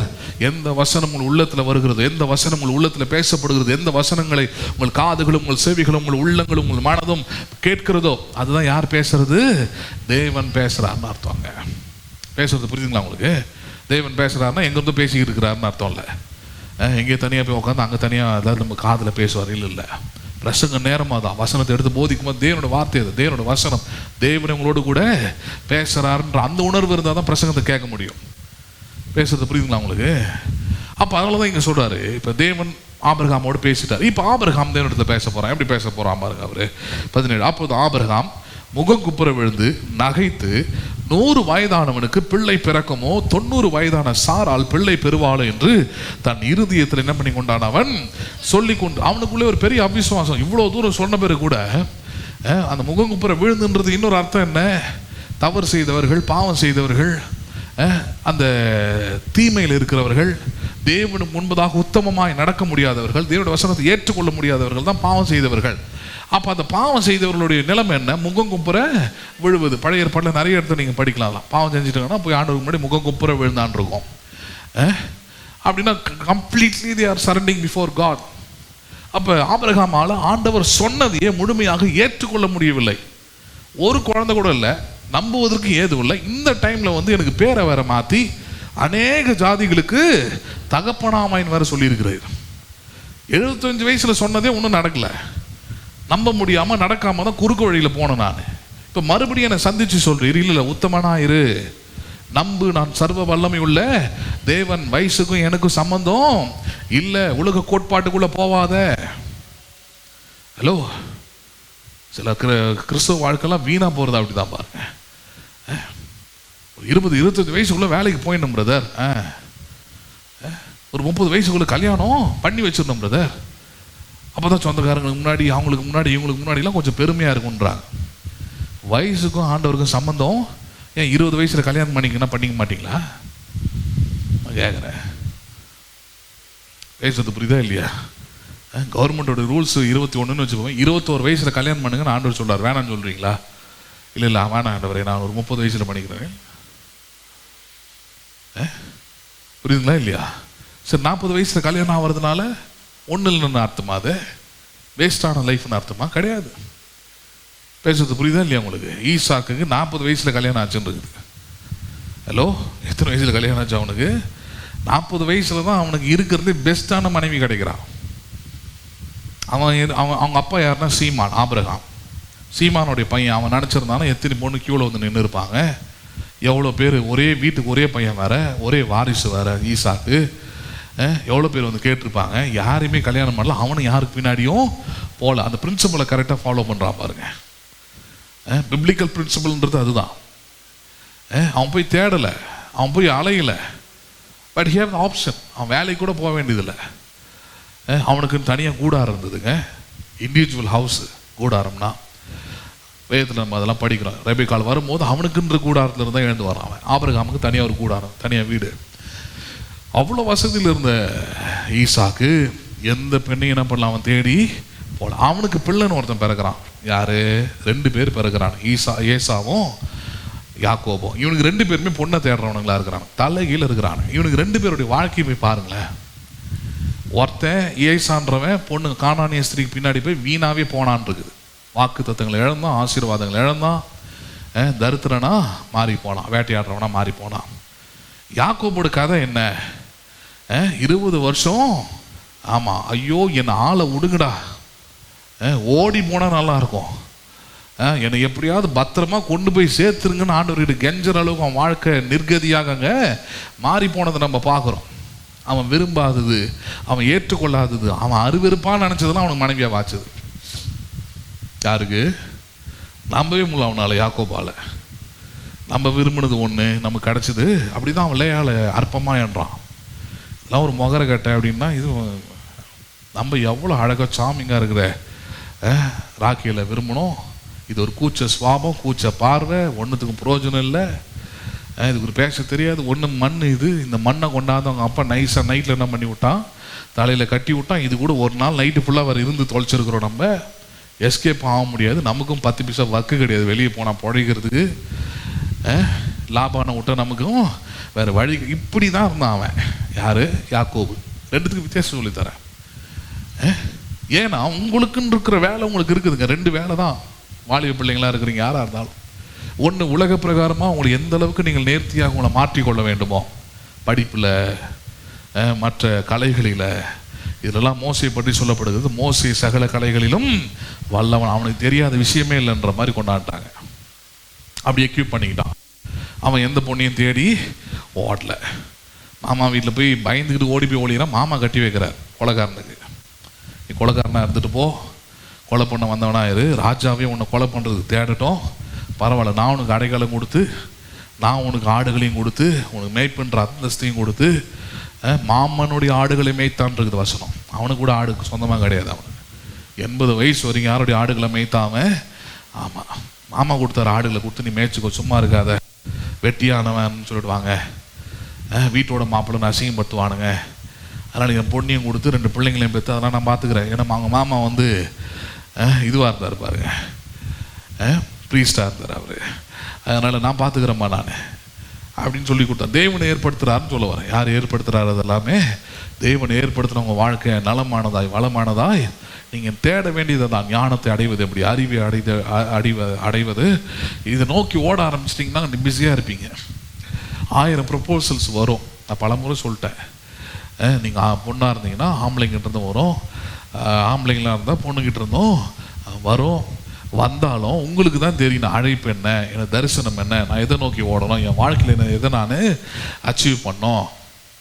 ஹலோ, பேசுறது புரியுதா இல்லையா? நானும் பார்த்துட்டேன். அழிஞ்சு கல்யாணம் பண்ணுற ஆளுங்களாம். அன்றைக்கி ஒரு பொண்ணு சொல்லுது, நாங்கள் 8th லவ் பண்ணுறோம், 16 வருஷம் லவ் அப்படின்னு. சரி, இப்போ என்ன பண்ணலாம்? அதுக்கு கல்யாணம் ஆகி 5 வருஷம் ஆகுது, குழந்தைய பிறக்கலான்னுது. இதுக்கு நேரத்துக்கு 8th லவ் பண்ணுறேன். ஹலோ, பேசுறது புரியுதுங்களா உங்களுக்கு? ஒரே சண்டை சச்சரவமாக இருக்குது அப்படின்னு. இதுக்கு தான் 8th பொண்ணு வந்தீங்களா ரூட்டை, 8th படிக்கிற வேலையை பார்க்கணும். அதுக்கு தான் சபை முக்கியமானதாக இருக்குது, பிரசங்கம் முக்கியமானதாக இருக்குது, இதெல்லாம் எடுத்து சொல்ல வேண்டியது முக்கியமானதாக இருக்குது. வேதத்தை தேவனால் கொடுக்கப்பட்ட வாழ்க்கையில் எல்லாத்தையுமே பாருங்கள் ஆசீர்வாதமானதாக இருக்கும். யோசேப்பு ஆப்ஷன்ஸ் நிறைய கிடைக்குது. அப்பாவுடைய சிறந்த விருப்பப்பட்ட மகனாக இருந்தான். கலராக ட்ரெஸ்ஸு போட்டான், அப்பா உடுத்தி வித்தான்றது. யார் கொடுத்தது அது? அவன் போய் வாங்கிட்டு கலராக மாட்டிக்கிட்டு எங்கேயாவது ஒன்று சிக்கும் அப்படின்னு போல அப்பாவே போட்டு விட்றாருங்க. ஊரில் பொண்ணுங்க பார்க்காம இருந்திருப்பாங்க, ஊரில் அவனுக்கு ப்ரப்போசல் வராமல் இருந்திருக்கும். அவனுக்கு குழந்தை ஒன்றும் கிடையாது, வாலிப பையன்தான் அவன். புரியுதுங்களா உங்களுக்கு? 40-45 வயசு ஆன்டி வந்து அவனை கூப்பிட்ற அளவுக்கு அவன் யாராக இருக்கிறான்? அவன் வாலிபனாக தான் இருக்கிறான் யோசேப்பு. அந்த வயசில் அவங்க அப்பா அவனுக்கு கலராக ட்ரெஸ்ஸு போட்டாருங்க, பல வர்ண ஆடைகளை உடுத்தினான் இருக்குது. உடுத்தின பிறகு கூட யார் பின்னாடி அவன் போகல. அவனுக்குள்ளே இருந்த ஒரே ஒரு தரிசனம், எல்லாருக்கும் மேலாக நான் உயரணும், அது கடவுளுக்கு நான் அடங்கி இருக்கணும், என்னை வெறுக்கிற சகோதரர்களுக்கு நான் உதவி செய்யணும், அவங்களுக்கு நான் நன்மையை செய்யணும்னு சொல்லிட்டு சாப்பாடு கொடுக்க தான் போகிறான். அவன் வெறுக்கிறாங்கன்னு தெரியுது, அவனை பற்றி எதிர்த்து பேசுகிறாங்கன்னு தெரியுது. கடவுள் அவனை ராஜாவாக உயர்த்தி அதுக்கப்புறம் என்ன பண்ணுறாரு? ராஜா அவனுக்கு பொண்ணு பார்த்து கட்டி வச்சான்னு இருக்குது. யார் அவனுக்கு பொண்ணு பார்த்து கட்டி வச்சா? எப்படிலாம் சொல்ல வேண்டியது இருக்குது. இதெல்லாம் எதை காமிங்கன்னா, நீங்கள் கடவுளை நம்புறீங்க. யாரை நம்புறீங்க நீங்கள்? Your trust is in the God. அப்படி போன வாழ்க்கை பாருங்க, எதுவுமே செதஞ்சதே கிடையாது. செதையவே அந்த வாழ்க்கை எல்லாமே. கடவுளை நம்பி போன வாழ்க்கை எதுவுமே ஐயோ கஷ்டம், ஐயோ வேதனை போவே இல்லை. ராகேல் மன்னிக்கும், ரெபேக்கால் கடவுளால் கொடுக்கப்பட்டா இருந்தாங்க கடைசி வரைக்கும். ஒரே மனைவியோடு வாழற அளவுக்கு அவன் நடந்துக்கிட்டான். நிறைய பேர் ஈசாக்கு பெருசாக பேசுவாங்க, அவன் நடந்துக்கணும்ல, புரியுதா இல்லையா? நீங்கள் 2வது 3வதுலாம் வச்சுருக்கிற ஆளுங்க போய் கேட்டு பாருங்க, ஐயோ அது தொல்லை தாங்க முடியலைங்க, அதனால தான் இதுகிட்ட வந்தன்னுவாங்க. இப்போ ரெபேக்காலுடைய குணங்கள்லாம் பற்றி வேதம் போதிக்குது. கடவுள் கொடுத்தாருங்க அவனுக்கு. அவன் ஜபம் பண்ணி கொண்டு இருந்தான்றது. ஈசாக்கு என்ன பண்ணி கொண்டு இருந்தான் அவன்? ஆமாம், அவங்க அப்பா அவங்க அம்மா இறந்துட்டாங்க. அந்த துக்கத்தினால கூடாரத்தில் போயிட்டு தியானம் பண்ணி கொண்டிருந்தான்றது. எதை தியானம் பண்ணி கொண்டிருந்தான்? ஆண்டவரே சொன்னீர், நான் உன்னை பெரிய ஜாதியாக்குன்னு எங்கள் அப்பாவுக்கு சொன்னீர், பெருக பண்ணுவேன்னு சொன்னீர். 40 வயசு ஆகுது, சீமானுடைய பையன், நான் ஒன்றுமில்லாத ஆள் கூட கிடையாது, எனக்கு ஒரு பொண்ணு கூட இல்லை, ஆதரவு இல்லை, ஆறுதல் இல்லை. எங்கள் அப்பாவுக்கு வயசாகிடுச்சு, பாவம் அவருக்காவது ஒரு நிறைய இருந்தது, எண்ணிக்கை எடுக்காமல் இருந்தது ஆபிரகாமுக்கு.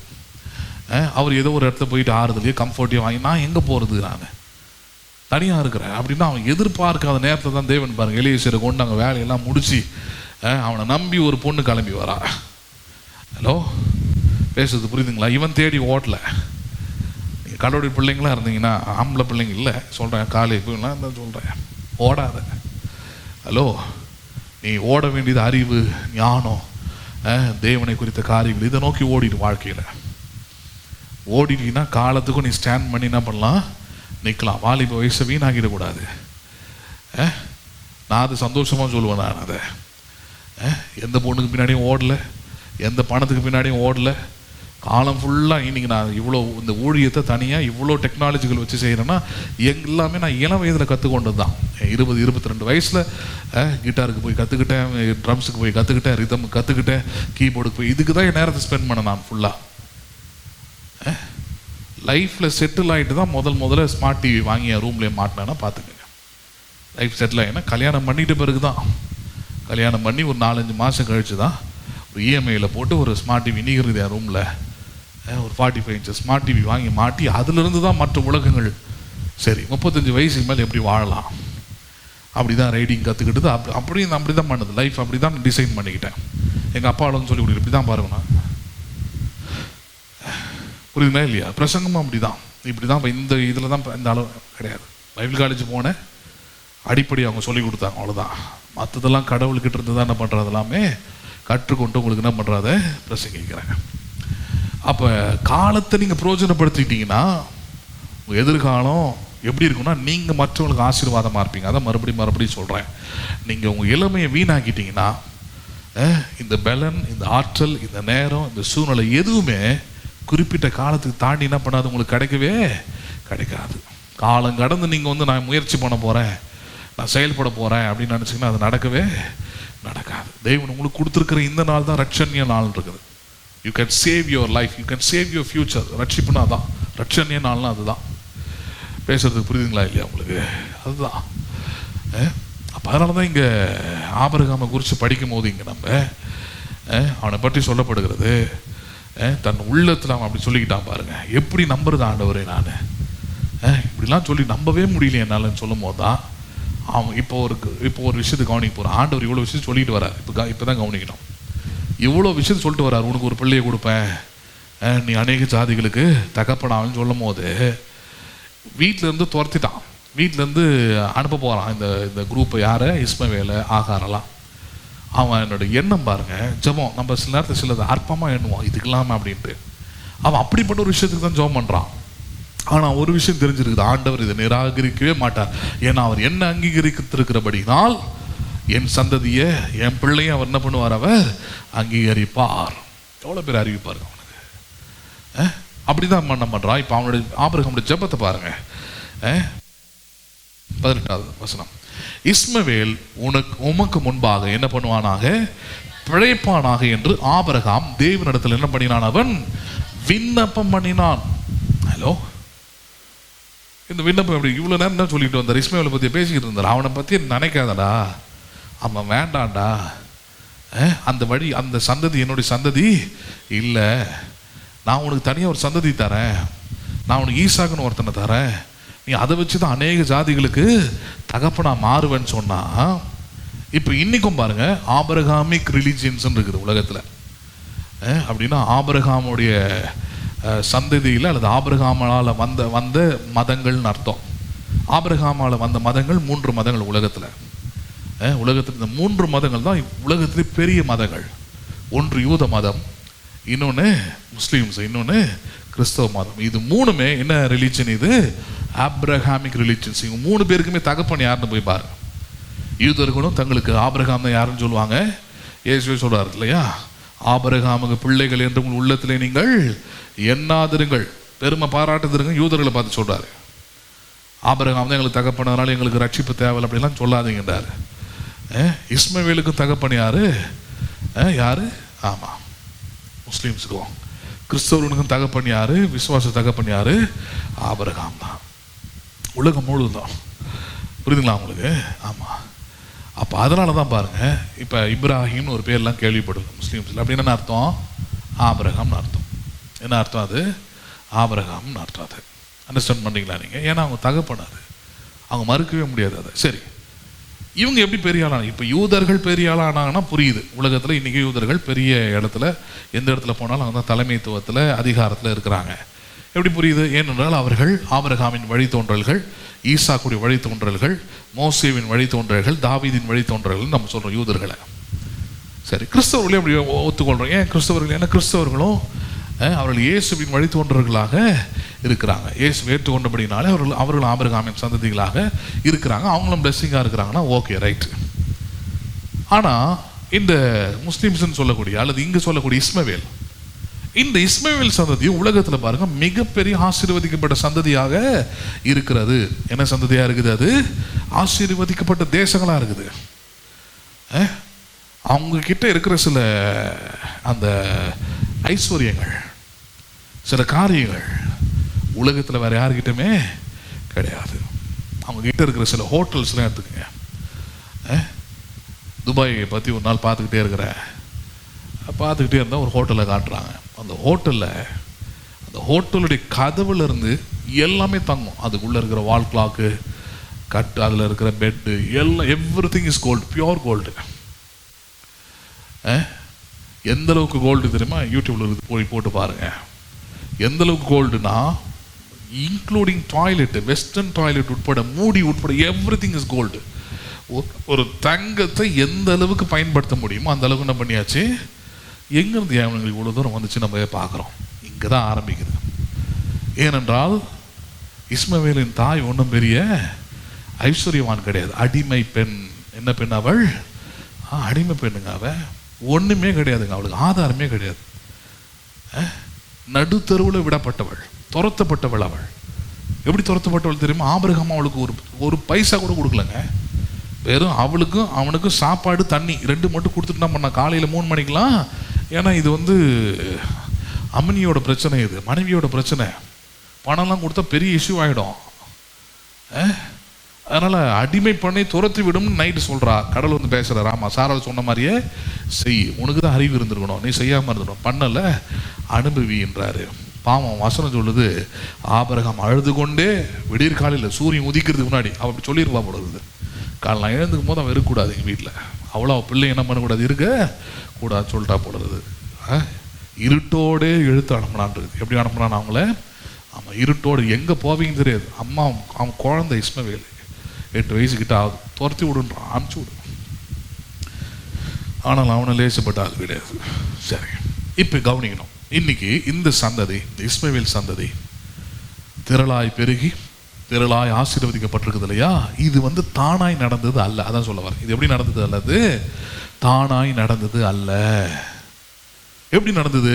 இதுக்கு ஒரு ஆதாரம் இருக்குது. முக்கியமாக இதுக்கு ஒரு ஜெபம் ஒன்று இருக்குது. இந்த ஜெபம் தான் இந்த சந்ததியை பழுகவும் பெருகவும் தேவனுடைய ஆசீர்வாதத்தை அவர்கள் பெறவும் என்ன பண்ணியிருக்குது, இன்னைக்கு வரைக்கும் உதவி செய்து கொண்டிருக்கிறது. அந்த வார்த்தை கடவுள் மாற்றிக்கவே இல்லை, அந்த வாக்குத்தத்தத்தை மாற்றிக்கவே இல்லை. எந்த ஜெபம்? இப்போ அதான் பார்க்க போகிறோம். எந்த ஜெபம்? அந்த 18, இஸ்மவேல் உமக்கு முன்பாக பிழைப்பானாக என்று ஆபிரகாம் தேவனிடத்தில் என்ன பண்ணினான்? அவன் விண்ணப்பம் பண்ணினான். சரி, இப்போ அவன் ஜெபம் என்னது? இஸ்மவேலும் என்ன பண்ணட்டும், பிழைக்கட்டும். நீ எனக்கு ஒரு சந்ததி கூடும், அதை நான் விசுவாசிக்கிறேன். ஈசாக்குன்னு கூட விசுவாசிக்கிறேன். அவன் தான் ஆபிரகாமின் வாரிசு, அவன் தான் ஆபிரகாமின் சந்ததி, அவன் தான் ஐஸ்வர்யவான், எல்லாம் விசுவாசிக்கிறேன். ஆனால் ஏன் வித்து இல்லையா அவன் இஸ்மவேலு? பாவம் இல்லையா அவன்? அவங்க அம்மா ஒரு அனாதை இல்லையா? ஒரு அடிமை பெண் இல்லையா? ஆதரவே இல்லை இல்லையா அவளுக்கு? ஒரு குடிக்க தண்ணி கூட இல்லாமல் தான் நடு வனாந்தரத்தில் பிள்ளை சாகிறத நான் பார்க்க மாட்டேன்னு தூக்கி போட்டு அழுதாவ. அங்கே தான் கடவுளுடைய தூதன் அவளை சந்திச்சு சொல்கிறாரு, அவளை கையில் எடுத்துக்கொள், அவளை பெரிய ஜாதியாக மாற்றுவேன். பின்னாடி பேசுறது எங்கேருந்து சொன்னது? இந்த ஜபம் தான். இப்போ கவனிக்க போறீங்க. அதை இப்படி ஒரு ஜபம் பண்ணிட்டான். இப்போ நம்ம கண்ணம்னான்னு கேட்போம், நான் என்ன சொல்லிக்கிட்டு இருக்கிறேன், நீ என்ன அவுட் ஆஃப் சிலபஸில் பேசிக்கிட்டு இருக்கிற? நான் உன்னை பற்றி பேசிக்கிட்டு இருக்கிறேன், ஈசாக்கை பற்றி பேசிக்கிட்டு இருக்கிறேன். நீ சம்மந்தமே இல்லாமல் முடிவு கட்ட வேண்டியது, முடிஞ்சு போனதெல்லாம் பற்றி பேசிக்கிட்டு இருக்கிற. என்ன கதை இது? இஸ்மவேல் ஆகாரம் நல்லா இருக்கணும்னு கேட்கலாம். அவன் யாரை கேட்டான்? என் வித்தாக இஸ்மவேல். என்ன மாதிரி புத்தி பாருங்க. ஹலோ, பேசுறது புரியுதுங்களா இல்லையா? மனைவி எதிர்க்கிறா, மனைவி அவன் அழிஞ்சு போனோம், அவள் அப்படிதான் சொன்னான். இந்த அடிமையின் பிள்ளையும் சுதந்திரவாளியும் ஒன்றா இருக்க முடியாது, அவளை துரத்தும். பரவாயில்ல, ஓரளவுக்கு நல்ல இரக்கம் உள்ளவள். யாரு? சாராள். கொன்னுடுன்னு கூட சொல்லலாம், ஏன்னா அதுக்கு அதிகாரம் அவளுக்கு இருக்குது. அடிமை பெண்ண அவளையும் கொள்ளலாம், அவள் பிள்ளைகளையும் கொள்ளலாம், ஏன்னா அது அடிமை. அது they have no rights to speak or ask anything. எதையுமே அவங்க கேட்கறதுக்கு பேசுறதுக்கு உரிமையும் கிடையாது. கொல்ல பண்ணி போடலாம். ஆனால் அவ சாராள் சொல்லிட்டா, பரவாயில்ல உயிரோடு இருக்கட்டும், ஆனால் ஒன்றா இருக்கக்கூடாது, பிரிஞ்சு துரத்தி விடுட்டா. ஏங்க, இவ்வளோ சட்டங்களும் இவ்வளோ திட்டங்களும் இவ்வளோ நவநாகரிகமாக வளர்ந்துருக்கிற ஊரில், இதே ஊரில் ஒரு உதாரணத்துக்காக சொல்கிறேன் நான், எப்படி இருக்கிறாங்கன்னு சொல்கிறேன் நான். காஞ்சிபுரத்தில் ஒரு நல்ல பிஸ்னஸ் வச்சு நடத்தக்கூடிய ஒரு மனுஷன், அவருக்கு 2 ஆண் பிள்ளைங்க. பசங்க இப்போ 2 பேருமே வந்து பார்த்திங்கன்னா காலேஜ் படிக்கிறானுங்க. மனைவி வந்து கொஞ்சம் இந்த பக்தின்னா அவங்க எல்லாருமே ஹிந்துஸ். அவங்க பக்தியில் ஒரு மாதிரி மென்டல். எந்த அளவுக்கு மென்டல்னா, அவர் பெரிய பிஸ்னஸ் மேன், நல்ல பணம்லாம் சம்பாதிச்சு இந்த சிவலிமேடு தள்ளி ஒரு இடத்துல அவர் வீடு, நல்ல பண்ணை வீடு வாங்கியிருக்கிறார், நல்ல தென்னந்தோப்பு அதெல்லாம் வச்சு. அவர் ஒரு நாள் என்கிட்ட சொல்கிறார், அவர் ஒரு பிரச்சனை, அவர் இதில் போய் மாட்டுற சிக்கல் என்னென்னா, இன்னொரு பெண்ணை திருமணம் பண்ணுறாரு, அவளுக்கு ஒரு குழந்தை பிறகுது. இது வீட்டில் யாருக்கும் தெரியாது, யாருக்குமே தெரியாது. என்கிட்ட தான் முதல்ல சொல்கிறார். அவரு நானும் ஒரு ரைடு போகும்போது என்கிட்ட சொல்லிட்டார். சொல்லும் போது நான் சொன்னேன், இதுனா இவ்வளோ பேர் வேலை பார்த்து விட்டுருக்குறீங்க, என்ன விஷயம் இது, நீங்கள் எவ்வளோ பேர் மனுஷன்னீங்க, இந்த மாதிரி வேலைலாம் செய்யலாமா அப்படின்னு கேட்டால் சொல்கிறாரு, இல்லை நீங்கள் ஒரு நிமிஷம் சொல்கிறேன் கேளுங்க. ஒரு நாள் நைட் தூங்கினே இருக்கிறேன் வீட்டில், நைட்டு 12:30 மணி இருக்கும். திடீர்னு பார்த்தா மந்திரம் ஓதுற சவுண்டு கேட்குது. ஜன்னலுக்காக நான் என்னுடைய பெட்ரூம் ஜன்னலை திறந்து பார்க்குறேன். ஒரு 60 அடி தள்ளி தென்னந்தோப்பில், ஏன்னா நிறைய தோப்பு இருக்குது அவர் வீட்டுக்குள்ளே, வாழை தோப்பு அது லைனாக. அந்த தென்னந்தோப்பில் நடுவில் ஒரு 6-7 பேர் நடுவில் யாகம் மாதிரி வளர்த்து நைட்டு 12:30 மணிக்கு மந்திரம் சொல்லிக்கிட்டு இருக்கிறாங்க. ஒரு பொம்பளையும் நிற்கிறா அப்படின்னாரு. நான் சொன்னேன், யார் இதுன்னா பேய் கதை மாதிரி இருக்குது அப்படின்னு. உண்மை சார், நானும் அவசர அவசரமாக எழுந்து லுங்கியெல்லாம் கட்டிக்கிட்டு போனால் என் பொண்டாட்டி, அவங்க அக்கா, அதுக்கப்புறம் அவங்க அம்மா 3 பேர் நின்றுக்கிட்டு அங்கே மந்திரவாதிகளெல்லாம் வர வச்சு நைட்டு எனக்கு சூனியம் வைக்கிறாளுங்க. சரி, என்ன சூனியம் வைக்கிறாங்க அப்படின்னு கேட்டேன் நான். சூனியம்னா என்னன்னு கேட்டேன். அவர் சொல்கிறார், பாருங்க, புருஷன் வந்து என் கண்ட்ரோலில் இருக்கணும். புருஷன் வந்து யார் கண்ட்ரோலில் இருக்கணும்? நான் சொன்னேன், அவங்க கண்ட்ரோலில் தானே இருந்தீங்க. ஐயோ நீங்கள் வேறு சார், அவன் ஆனா ஈனா ஈ அப்படின்றார். அப்படி தான் சார், இத்தனை வருஷமாக இருந்தால் வளர்ந்துட்டாங்க சார், பசங்க காலேஜ் படிக்கிறானுங்க, நல்ல 2 பெரிய கடைங்க இருக்குது, பிஸ்னஸ் மேன் நான், நல்ல பேர் இருக்குது எல்லா இடத்துலையும், போலீஸ்லேருந்து எந்த இடத்துக்கு போனாலும் நல்ல பேர் இருக்குது அவருக்கு, அந்த கடை ஃபேமஸான கடை. அவர் சொல்கிறார், இப்படி இருக்குது சார், இப்படி இருக்கிற பட்சத்தில் இதுங்களுக்கு என்னன்னா, இதுக்கு இஷ்டத்துக்குன்னு ஏதாவது ஒன்று பண்ணுங்க, ஏதாவது ஒன்று செய்யுங்க, அதுக்கு நான் தலையாட்டணும்னு நினைக்கிறேங்க. அதில் முக்கியமாக பார்த்தீங்கன்னா இந்த பூஜை விஷயங்கள், வெள்ளிக்கிழமை ஆனால் அதை பண்ணணும், இதை பண்ணணும், அந்த சாமியாரை கூட்டின்னு வரணும், அவனுக்கு இத்தனை 1000 தரணுன்னுங்க. இது அவர் வந்து பெரியாரிஸ்ட் மாதிரி, நான் கடவுளையே நம்ப மாட்டேன், சர்ச்சுக்கெல்லாம் கூட போயிட்டேன், ஆனால் நம்ப மாட்டேன்றார். ஆனால் நீங்கள் பேசுகிறது தான் நம்புற மாதிரி இருக்குது, ஆனால் உங்ககிட்ட மட்டும்தான் எல்லாத்தையும் சொல்லுவேன்ட்டு என்கிட்ட சொல்ல ஆரம்பித்தார். காஞ்சிபுரத்தில் எல்லா பாஸ்டர்ஸ்கிட்டையும் பழகிருக்கிறார். இந்த சபை தவிர எல்லா சபைக்கும் போயிட்டு ஏசுவே வேணாண்டான்னு அளவு பண்ணிட்டு இருக்கிறாங்க சபையார். சரி, அந்த லெவலுக்கு போயிட்டார். அவர் கடவுளே இல்லை நம்புறவர் அவர். அதனால என்னென்னா, சாமியாருங்களுக்கு எடுத்துகிட்டு போயிட்டு எதுக்கு இது மாதிரி கொடுக்குறாங்க அதை கேட்குறேன். நைட்டு 12:30 மணிக்கு அவனுங்களுக்கு என்ன சார் வேலை? தோட்டத்தில் நடுவில் யாகம் வளர்த்து விட்டு பேய் படம் பார்க்குற மாதிரி இருக்குது சார். அவனுங்களை துரத்து விட்டா இவளுக்கு என்ன வீட்டு விட்டு வெளியே போக சொல்கிறாளுங்க. அப்புறம் அவனுங்களுக்கு 3 மணிக்கோ 4 மணிக்கு தான் முடிச்சாங்க போல, நைட் ப்ரேயர் போல இருக்குது. அது 4 மணிக்கு தான் முடிச்சாங்க. முடிச்ச பிறகு தான் அவனுங்க, எதுக்குடா வந்தீங்க, என்ன எடுத்துடா பண்ணீங்க, எவ்வளோடா பணம் வாங்கினீங்கன்னா, அம்மா வந்து 1.5 லட்ச ரூபா கொடுத்தாங்க, அவங்க புருஷனை வந்து கண்ட்ரோலில், நான் தான் அவங்க புருஷன் அப்படின்னு இருக்கிறார். சார் நீங்கள் தானே அது அப்படின்ட்டு. அப்போ சொல்கிறார், இவ கூடலாம் நான் வாழ முடியுமா, யோசிச்சு பாருங்கன்னார். நான் என்ன பண்ண முடியுமா, அவர் ஒன்றும் கல்லுடைய அறிஞ்ச மனுஷனும் கிடையாது. நான் சொன்னேன், உங்களுக்கு நிம்மதி எங்கே இருக்குதாங்க, என்ன பண்ணுங்க, நீங்கள் வாழ்ந்துட்டு போங்க. ஏன்னா வசனம் அப்படி தான் சொல்லியிருக்குது, நீதிமொழிகள் தான் பேச முடியும். சண்டைக்காரியுடன் குடியிருப்பதை காட்டிலும் வனாந்தரத்தில் ஒரு மூலையில் இருப்பது நலம். பொண்டாட்டிக்கு தெரிஞ்சதுன்னா அவள் தான். ஏன்னா அவர் கூட பழகிறவங்க பேசுகிறவங்க எல்லாரையும் வந்து அந்த அம்மா சண்டை போடுது, உன் சப்போர்ட்டில் தான் அந்த ஆள் இது மாதிரி பண்ணுறேன். சரி, எப்படி பண்ணாலும் ஒரு நாள் வெளியே தெரிஞ்சிடும் இல்லையா, வெளியே தெரிஞ்சிருச்சு. அந்த குழந்தைக்கு சரியாக 3 மாதம், பிறந்து 3 மாதம் ஆகுது. அப்போ இவர் வந்து என் கூட, நானும் அவர் அவங்க பையன் 3 பேர் கொடைக்கானலில் இருக்கிறோம். ஒரு சாயந்தர நேரம் உட்காந்து அப்படி டீ குடிச்சிட்டு அப்படி பேசிக்கிட்டு இருக்கிறோம். ஃபோன் வருது அவன் மனைவிக்கிட்ட இருந்து. என்ன கொடைக்கானலில் இருக்கிற போல வாரிசு, இன்னொரு வாரிசு ஒன்று கேட்குது அவனுக்கு. அந்த குழந்தை இப்போ கொல்ல போகிறேன் தெரியுமா, இப்போ நான் கொலை பண்ண போகிறேன், ஆள்லாம் செட் பண்ணியாச்சு, நான் என்ன பண்ண போகிறேன், பதறான் மனுஷன். 1000 இருந்தாலும் யாருடைய, ஆபிரகாமா இருந்தால் யாருடைய குழந்தை அது, நான் கொடுத்துட்டேன் சார் அந்த குழந்தைய, என் குழந்தை சார் அது, லீகலாக நான் ஒரு கோயிலில் கல்யாணம் பண்ணிட்டேன் அந்த பொண்ணு, நான் அது இல்லீகல் தான் பண்ணிட்டேன், வேறு வழி இல்லை. அப்போ என் குழந்தைய அப்படி பதறாரு அவர், பாவம். பதறில் காலையில் 6 மணிக்கு வண்டி எடுத்துக்கிட்டு பைக்கில் வர போயிருந்தேன். 6 மணிக்கு கொடைக்கானல் அடிச்சு பிடிச்சிக்கிட்டு ஓடியார் எனக்கு முன்னாடி. காஞ்சிபுரம் வந்து அப்புறம் அங்கேருந்து யாராருக்கும் ஃபோன் பண்ணி அப்புறம் கடைசி ஸ்டேஷன் வரைக்கும் போயிடுச்சு பாருங்கள். ஸ்டேஷன்லேயே அந்த அம்மா சொல்லுது, சாரால் ஏன் நல்லவன் சொல்கிறேன், என் வீட்டுக்காரனுக்கு இந்த 2 பிள்ளைங்களை தவிர வேறு எவனும் இருக்க கூடாது, எங்கே பிறந்திருந்தாலும் வெட்டுவேன், எங்கே பிறந்திருந்தாலும் கொல்லுவேன், 3 மாதம் குழந்தையாக இருந்தாலும் கொல்லுவேன் நான், யாராக இருந்தாலும் கொள்ளுவேன் நான். ஆமாம், சரி, இதெல்லாம் ஏது செய்ய வைக்குது, அதை கவனிக்கிறேன். எது செய்ய வைக்குது, அந்த அளவுக்கு புருஷன் மேலே பாசமா, அந்த மேலே புருஷனாளுக்கு வெறியா, ஒரு வெங்காயமும் கிடையாது, அதெல்லாம் ஒரு வெங்காயமும் கிடையாது. என்னன்னா 2 பிஸ்னஸ்லையும் பல லட்சம் வருது மாதம். அது எங்கேயும் செதறி போயிடக்கூடாது, அது எங்கே என்ன பண்ணிடக்கூடாது, செதறி போயிடக்கூடாது, யாருக்கும் போயிடக்கூடாது. நல்ல எண்ணம் தான், அதுதான் சரி, நான் அது தவறுனே சொல்லலாம். ஆனால் உயிரை கொள்றது உனக்கு என்ன கிடையாது, எந்த உரிமையும் கிடையாது, அதிகாரமும் கிடையாது. புரியுதுங்களா உங்களுக்கு? தவறு செய்யக்கூடாது, செய்த பிறகு அதை விட பெரிய தவறு என்ன பண்ணக்கூடாது, செய்யவே கூடாது. வசனம் நமக்கு அது போதிக்கிறது. தன் பாவங்களை மறைக்கிறவன், நீ வந்து பாவத்தை வந்து அழிக்கிறன்ற பேரில் அல்லது ஒழிக்கிறன்ற பேரில் என்ன பண்ணக்கூடாது, அதை நாசப்படுத்த. உங்களுக்கு ஒரு எக்ஸாம்பிள் உலகத்திலே சொல்கிறேன் நான், அது சரின்னு போதிக்கல. இப்போ சொல்ல போகிறது வந்து பாஸ்டே சொல்லிட்டாரு சரி அப்படி போதிக்கல, அந்த உலக பிரமாணமே எப்படி இருக்குதுன்னு சொல்கிறேன். ஹலோ, இப்போ ஒருத்தர் முதலமைச்சராக இருக்கிறார் இல்லையா, ஒருத்தர், அவருக்கு தங்கைன்னு ஒருத்தவங்க இருக்கிறாங்க. யாருன்னு ஒருத்தவங்க இருக்கிறாங்க, கனிமொழின்னு ஒருத்தவங்க இருக்கிறாங்க. ஒரு இடத்துல கூட அந்த அம்மா விட்டு கொடுக்காம பேசுவார், தன் மகனை விட அதிகமாக நேசிப்பார். தனக்கு பிறந்த நாள் வருதுன்னா அந்த வீட்டுக்கும் போயிட்டு அந்த அம்மா கிட்டே என்ன பண்ணுவார், அந்த அம்மா சின்னம்மா அவங்களுக்கு, அவருடைய அம்மாவுக்கு அடுத்து கல்யாணம் பண்ணது. நியாய பிரகாரம் இவ்வளோ உயரத்தில் இருக்கிற மனுஷன், இவ்வளோ அதிகாரத்தில் இருக்கிற மனுஷன், இவ்வளோ பணபலத்தில் உள்ள மனுஷன், இந்த மாதிரி ஒன்று இருக்கிறதே அப்படின்னு நினைப்பாங்க, அசிங்கமாக கருதுவாங்க, கேவலமாக. ஏன்னா சமுதாயம் ஏதாவது ஒன்று சொல்லி கேவலப்படுத்தணும் இல்லையா, அதனால் அந்த பேர் சொல்லி கேவலப்படுத்தணும்னா தெரிஞ்சு கூட பாருங்கள். இன்னைக்கு வரைக்கும் போட்டு சமீபத்தில் ஒரு வீடியோ பார்த்தேன் நான்.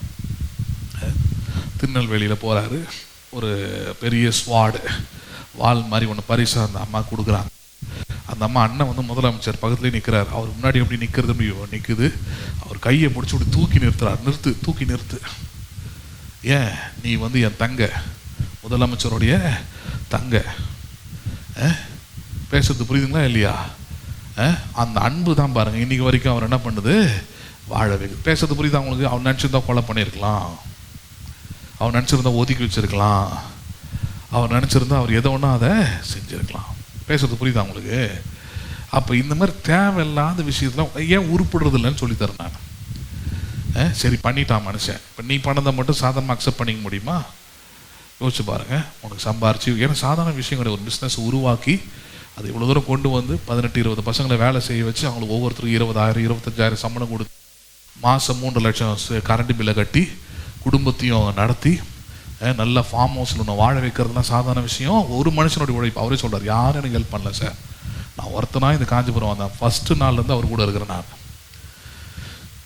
அந்த கடைக்கு போவோம், முதல் நாள்லேருந்து அவர் கூட. அவர் தெரியும் எவ்வளோ உழைப்பார், எவ்வளோ தன்னை தாழ்த்தி கொள்வார், எப்படி பேசுவார். ஏன் சொல்கிறேன், சாராள் அந்த மாதிரியான கொஞ்சம் மென்டாலிட்டி உள்ளவள் தான், அந்த அளவுக்கு கொஞ்சம் இறக்க குணம் உள்ளவள் தான். அந்த இறக்க குணம் என்ன சொல்லுது, கொல்ல வேண்டாம், அழிக்க வேணாம், ஆனால் எனக்கு முன்னாடி என்ன பண்ணாத, உன்னுடைய ஆசீர்வாதத்தில் உன்னுடைய நன்மையில் என்ன பண்ண விடாது, அவங்க வாழ கூடாது, துரத்தி விட்டுரு. அவள் எங்கேயாவது அனாதையாக இருக்கட்டும், பிச்சை எடுக்கட்டும், அவன் அடிமை பெண் தானே. அடிமை பையனுடைய பிள்ளை யாராக தான் இருக்கணும், அது அடிமையை பிச்சை எடுக்கட்டும். பேசுறது புரியுதா? எந்த இடத்துலையும் சேர்த்துக்க மாட்டாங்க, அப்பம் பேர் சொல்ல முடியாது.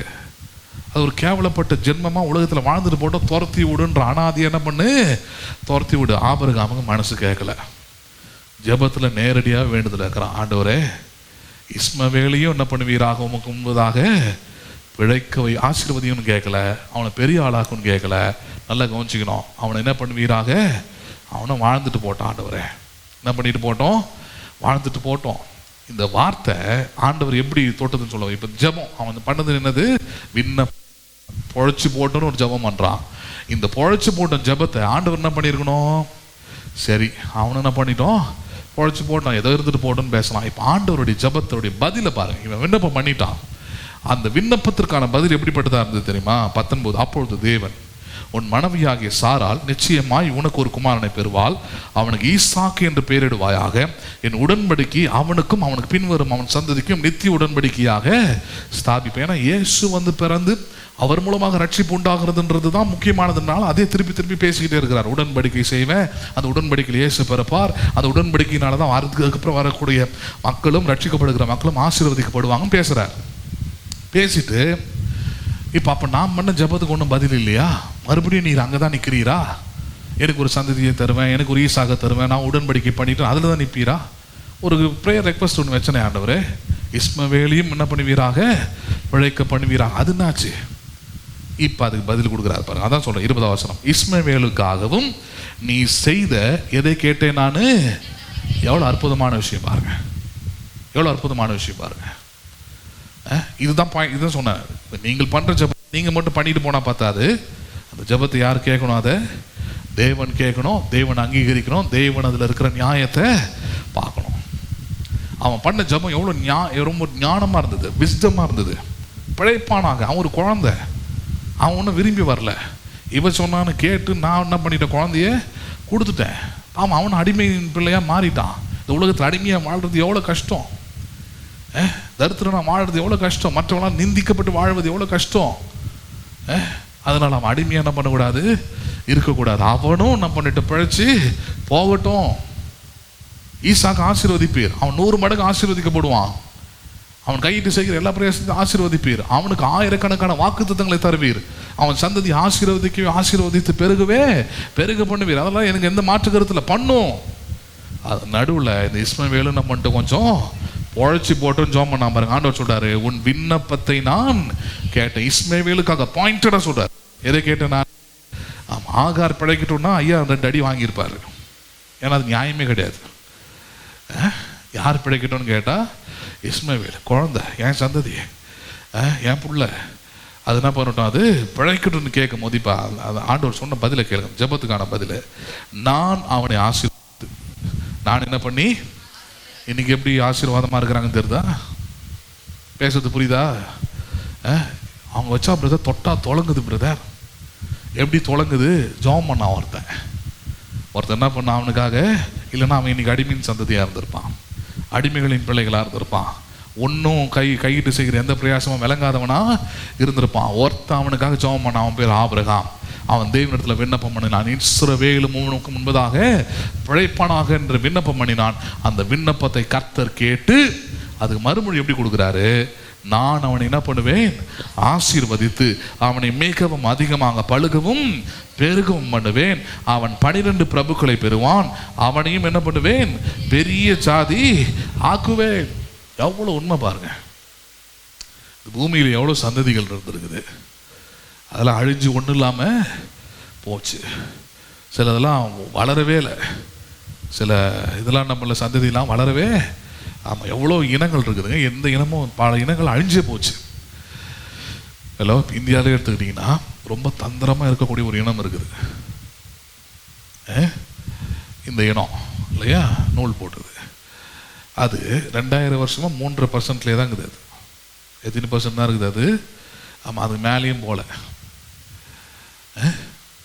ஏன் அவ்வளோ தந்திரவாளிகள்? எல்லா மேல் இடத்துல அவங்க தான் இருப்பாங்க, எல்லா அதிகார மையத்தில் தான் அவங்க தான் இருப்பாங்க. ஏன் பெருக முடியல?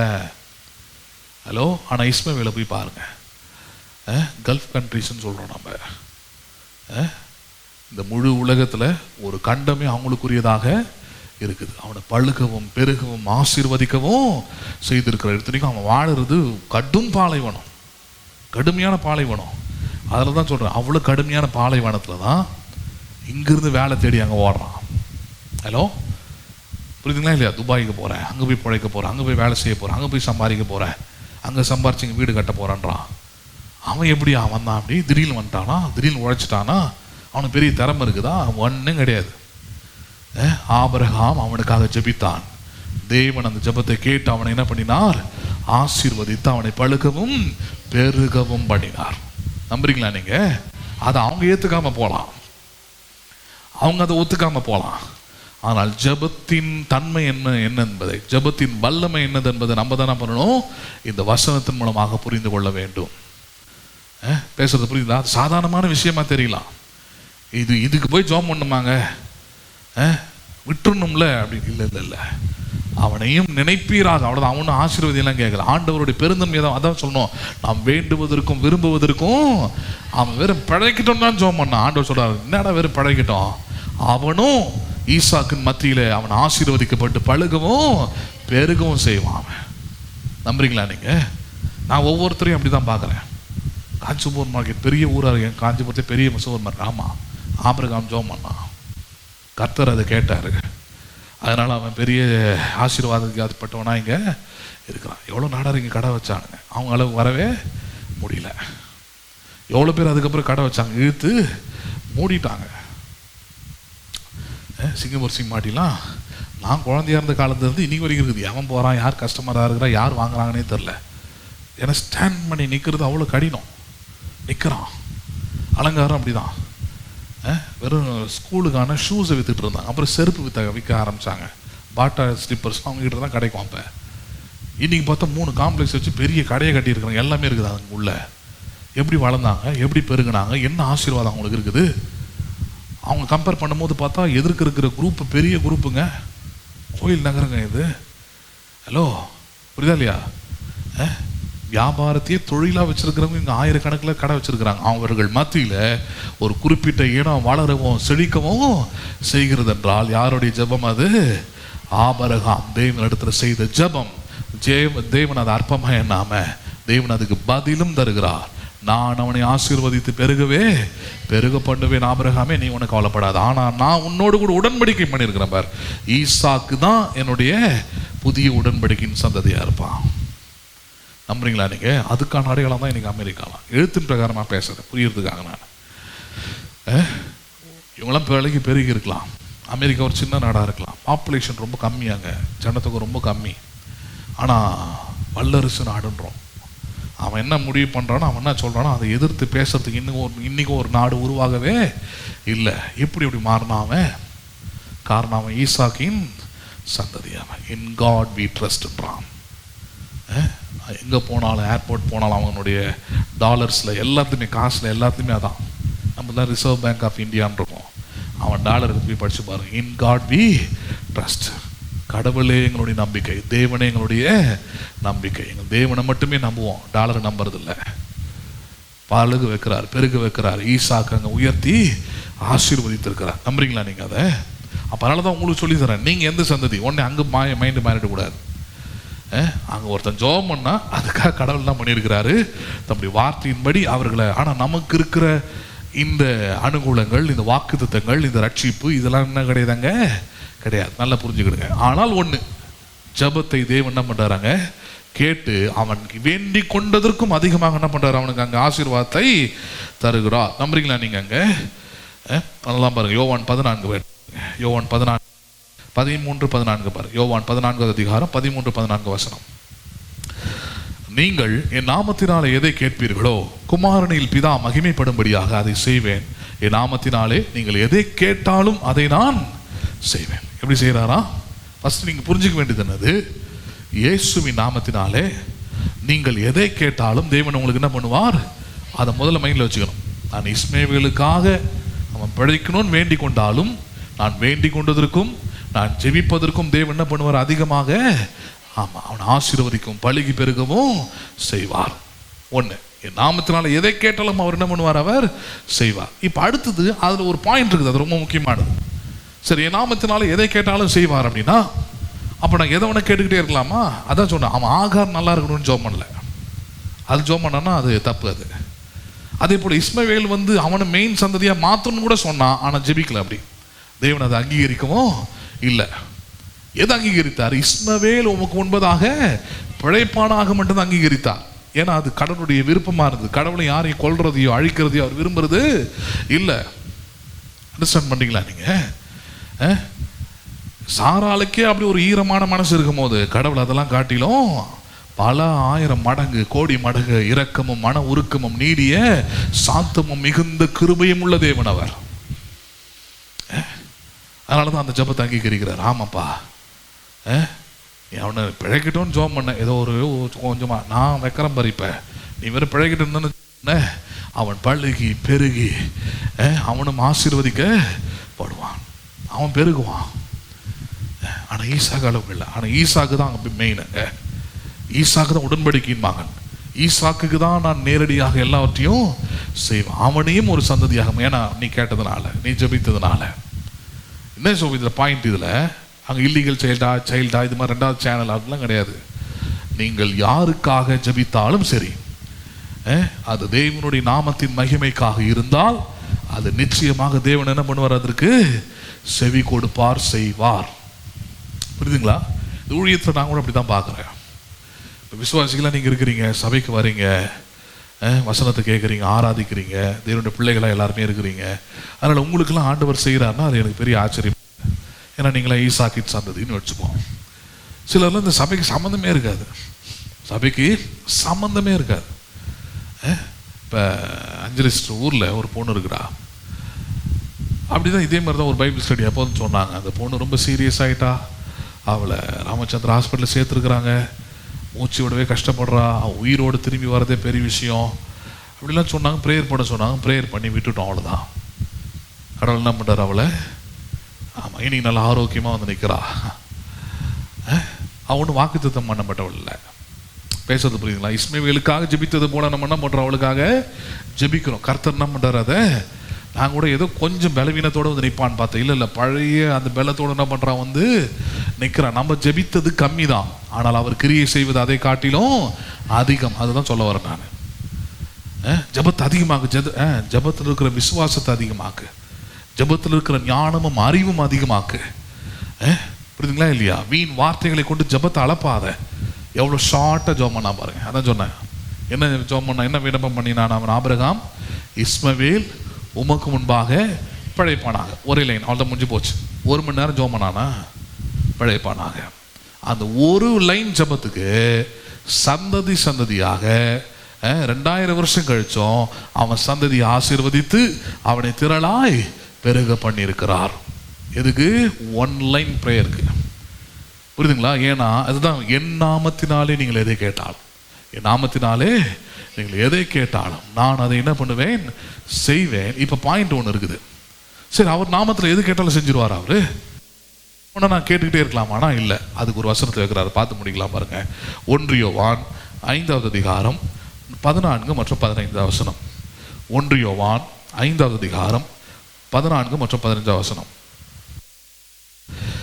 நாம் எதையாகிலும் அவருடைய சித்தத்தின்படி கேட்டால், எப்படி கேட்டால், இப்போ அங்கே என் நாமத்தினால எதை கேட்டாலும் இருக்குது இல்லையா, அந்த எதை கேட்டாலும்ன்றதை இங்கே ஒரு புரிதலுக்காக கொண்டு வரார். புரிஞ்சுக்கோ, எதையாகிலும் அவருடைய, அதுதான் பாயிண்ட், அதுதான் தலைப்பாக வச்சிருக்கிறேன்.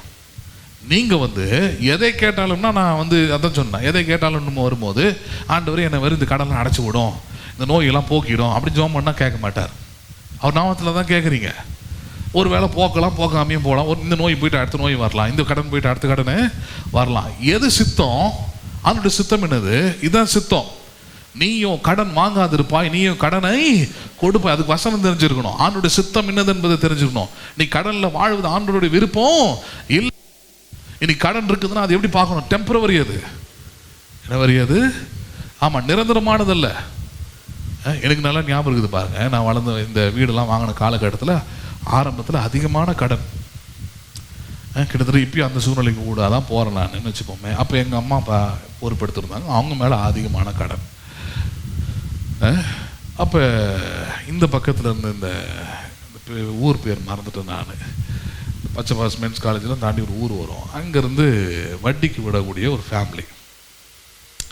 மாதம் மாதம் அங்கேருந்து ஒரு இந்த அம்மா தான் வந்து ஒரு ஆட்டோவில், ஷேர் ஆட்டோவில் 3 ரூபாய் அங்கேருந்து வந்து இங்கே இறங்கி இங்கேருந்து நடந்து வந்து சில நேரத்தில் அவங்க வீட்டுக்காரோட வண்டியில் வந்து வட்டி காசை வாங்கிட்டு போவோம் அந்த அம்மா. அப்படி தான் இருந்தது ஆரம்பத்தில். வந்து கேட்டாண்டு வந்து நிற்கும் பாருங்க, நிற்கும் போதே பக்கு பக்குன்னு 4 உட்காந்துருப்பாங்க. ஏன்னா வட்டி கேட்க வராங்க, சும்மா ஒன்று வரலாம். அவங்க கேட்ட கடனை வாங்க வராங்க. சில நேரத்தில் காசு இருக்கும், சில நேரத்தில் காசு இருக்காது. அதுக்குன்னு தனி, ஏன்னா 1 2 அந்த நிறைய கடன் இருந்தது. இந்த வீடு கட்டின புதுசில் காம்பவுண்ட் போடணும், அது போடணும், இது போடணும்னு அது எக்கச்சக்கமாக இருந்தது. சரி, எல்லாத்தையும் அடைச்சிக்கிட்டே வரணும். அப்போ அப்படி இருந்த காலகட்டத்தில் பாருங்கள், அந்த அம்மா வந்து கடன் வாங்கிட்டே இருக்குது. ஒரு கட்டத்தில் முடியல. அப்புறம் ஃபேமிலி ப்ரேயரில் எங்கள் அப்பா ப்ரேயர் பண்ணுறாரு, ஆண்டவரே ஏதாவது வழிகளை உண்டு பண்ணுங்க, இப்படியே கடன் அடைக்கணும், சோர்ஸ் எதுவுமே இல்லை, ஊழியெல்லாம் கிடையாது, விசுவாசிகளாக இருக்கிறோம், என்ன செய்யறதுன்னு தெரியல ஆண்டவரே. ஊழியனாலும் அப்படி தான், ஊழியம் அதை விட கஷ்டம். அப்படி ப்ரேயர் பண்ணிக்கிட்டே இருக்கும்போது பாருங்கள், அடுத்த மாதம் அந்த அம்மா அதே போல் வந்து நிற்குது. 5ஆம் தேதி, நல்லா ஞாபகம் இருக்குது எனக்கு. ஒரு ப்ளூ கேட்டு, அது இப்போ சர்ச்சு கேட்டையும் வீட்டு கேட்டையும் சேர்த்த மாதிரி இருக்கும் அந்த கேட்டு. அந்த கேட்டை வந்து தட்டுது. நான் தான் நின்று பார்க்குறேன், சின்னதாக இருக்கும் அந்த கேட்டு. அந்த அம்மா முகம் தெரியுது. அந்த அம்மா வந்து நின்றுச்சு. அந்த அம்மா பாருங்கள், உள்ளே கூட வராது, வெளியே நின்றுச்சு. இருங்க, அம்மா காசு எடுக்க இது போயிருக்கிறாங்க, கபோர்டில் உள்ளே போயிருக்கிறாங்க, ரூமுக்கு போயிருக்கிறாங்கன்னு சொன்னேன். இல்லை அம்மா அப்பா கிட்ட சொல்லிவிடு, கொடுக்க வேண்டிய காசு வட்டி எதுவுமே இனிமேல் கொடுக்க வேணாம், போதும்னு சொல்லிவிடு அவங்க கிட்ட. அந்த அம்மா என்னால் இன்றைக்கும் மறக்க முடியாது. அதை என்னது அது, போதும்னு சொல்லிவிடு அவங்க கிட்ட. உலகத்தில் அப்படி ஒரு நபரை பார்க்க முடியுமா? ஹலோ, கிறிஸ்தவரில் எப்படி பார்க்க முடியாது. கராராக கேட்டு வட்டியோடு பிடிங்கிடுவான், உருவி விட்டுருவான். உலகத்தாருங்க, புரியுதுங்களா உங்களுக்கு? ஏன்னா அது வாக்குத்தத்தம். அது அந்தகாரத்தின் பொக்கிஷங்களை உனக்கு கொடுத்து புதியல்களை நான் உனக்கு என்ன பண்ணுவேன், கொடுப்பேன். உனக்குன்னு வச்சிருக்கிறான் அதை. ஹலோ, புரியுதா உங்களுக்கு? துன்மார்க்கனின் ஆஸ்தி நீதிமானுக்காக வைக்கப்பட்டிருக்கிறதுன்னு வசனம் சொல்லுது பாருங்க. எதை ஒன்று விட்டு அவங்க தொழிலே அதாங்க, ஒரு விட்டு தர மாட்டாங்க. எனக்கு தெரியும், பல ஆயிரம். அது அந்த அப்படியே சொல்லிட்டு போச்சு. என்னால் நம்பவே முடியல. ஒரே நாளில் எதிர்பாராத நேரத்தில் கடனே இல்லாமல் ஆகிட்டோம். புரியுதுங்களா உங்களுக்கு? கடனே இல்லாமல் ஆகிட்டோம். எவ்வளோ பெரிய காரியம் பாருங்க. அது பொய் இல்லை, அதெல்லாம் தைரியமாக சொல்கிறேன் நான். எங்கள் அம்மா அப்பா கூட மறந்துருப்பாங்க, அவங்க மறந்துருக்க மாட்டாங்க, ஞாபகம் இருக்கும். ஆனால் அது உண்மை, எனக்கு நல்லா ஞாபகம் இருக்கு. ஒரே நாளில் பேசுறது புரியுதுங்களா உங்களுக்கு? அதான் சொல்ல. அதெல்லாம் வரக்கூடிய பிரச்சனைகள்லாம் பார்க்கும்போது நிரந்தரமானது, முடியவே முடியாது. எப்படி முடியும்? மறியல் மாதிரிலாம் கேட்கக்கூடாது. எப்படி ஆண்டவரை முடியும்? புருஷனை அறியேனே, சம்பளத்தை அறியேனே, இன்க்ரிமெண்ட் இல்லையே, கட்டுற அளவுக்கு சூழ்நிலை இல்லையே. கடவுள் உன்னை இன்னைக்கு நடத்திருக்கிறாரா, நாளைக்கு இதை விட நல்லா நடத்துவார். தேவைகள் நிறைய இருக்கலாம்.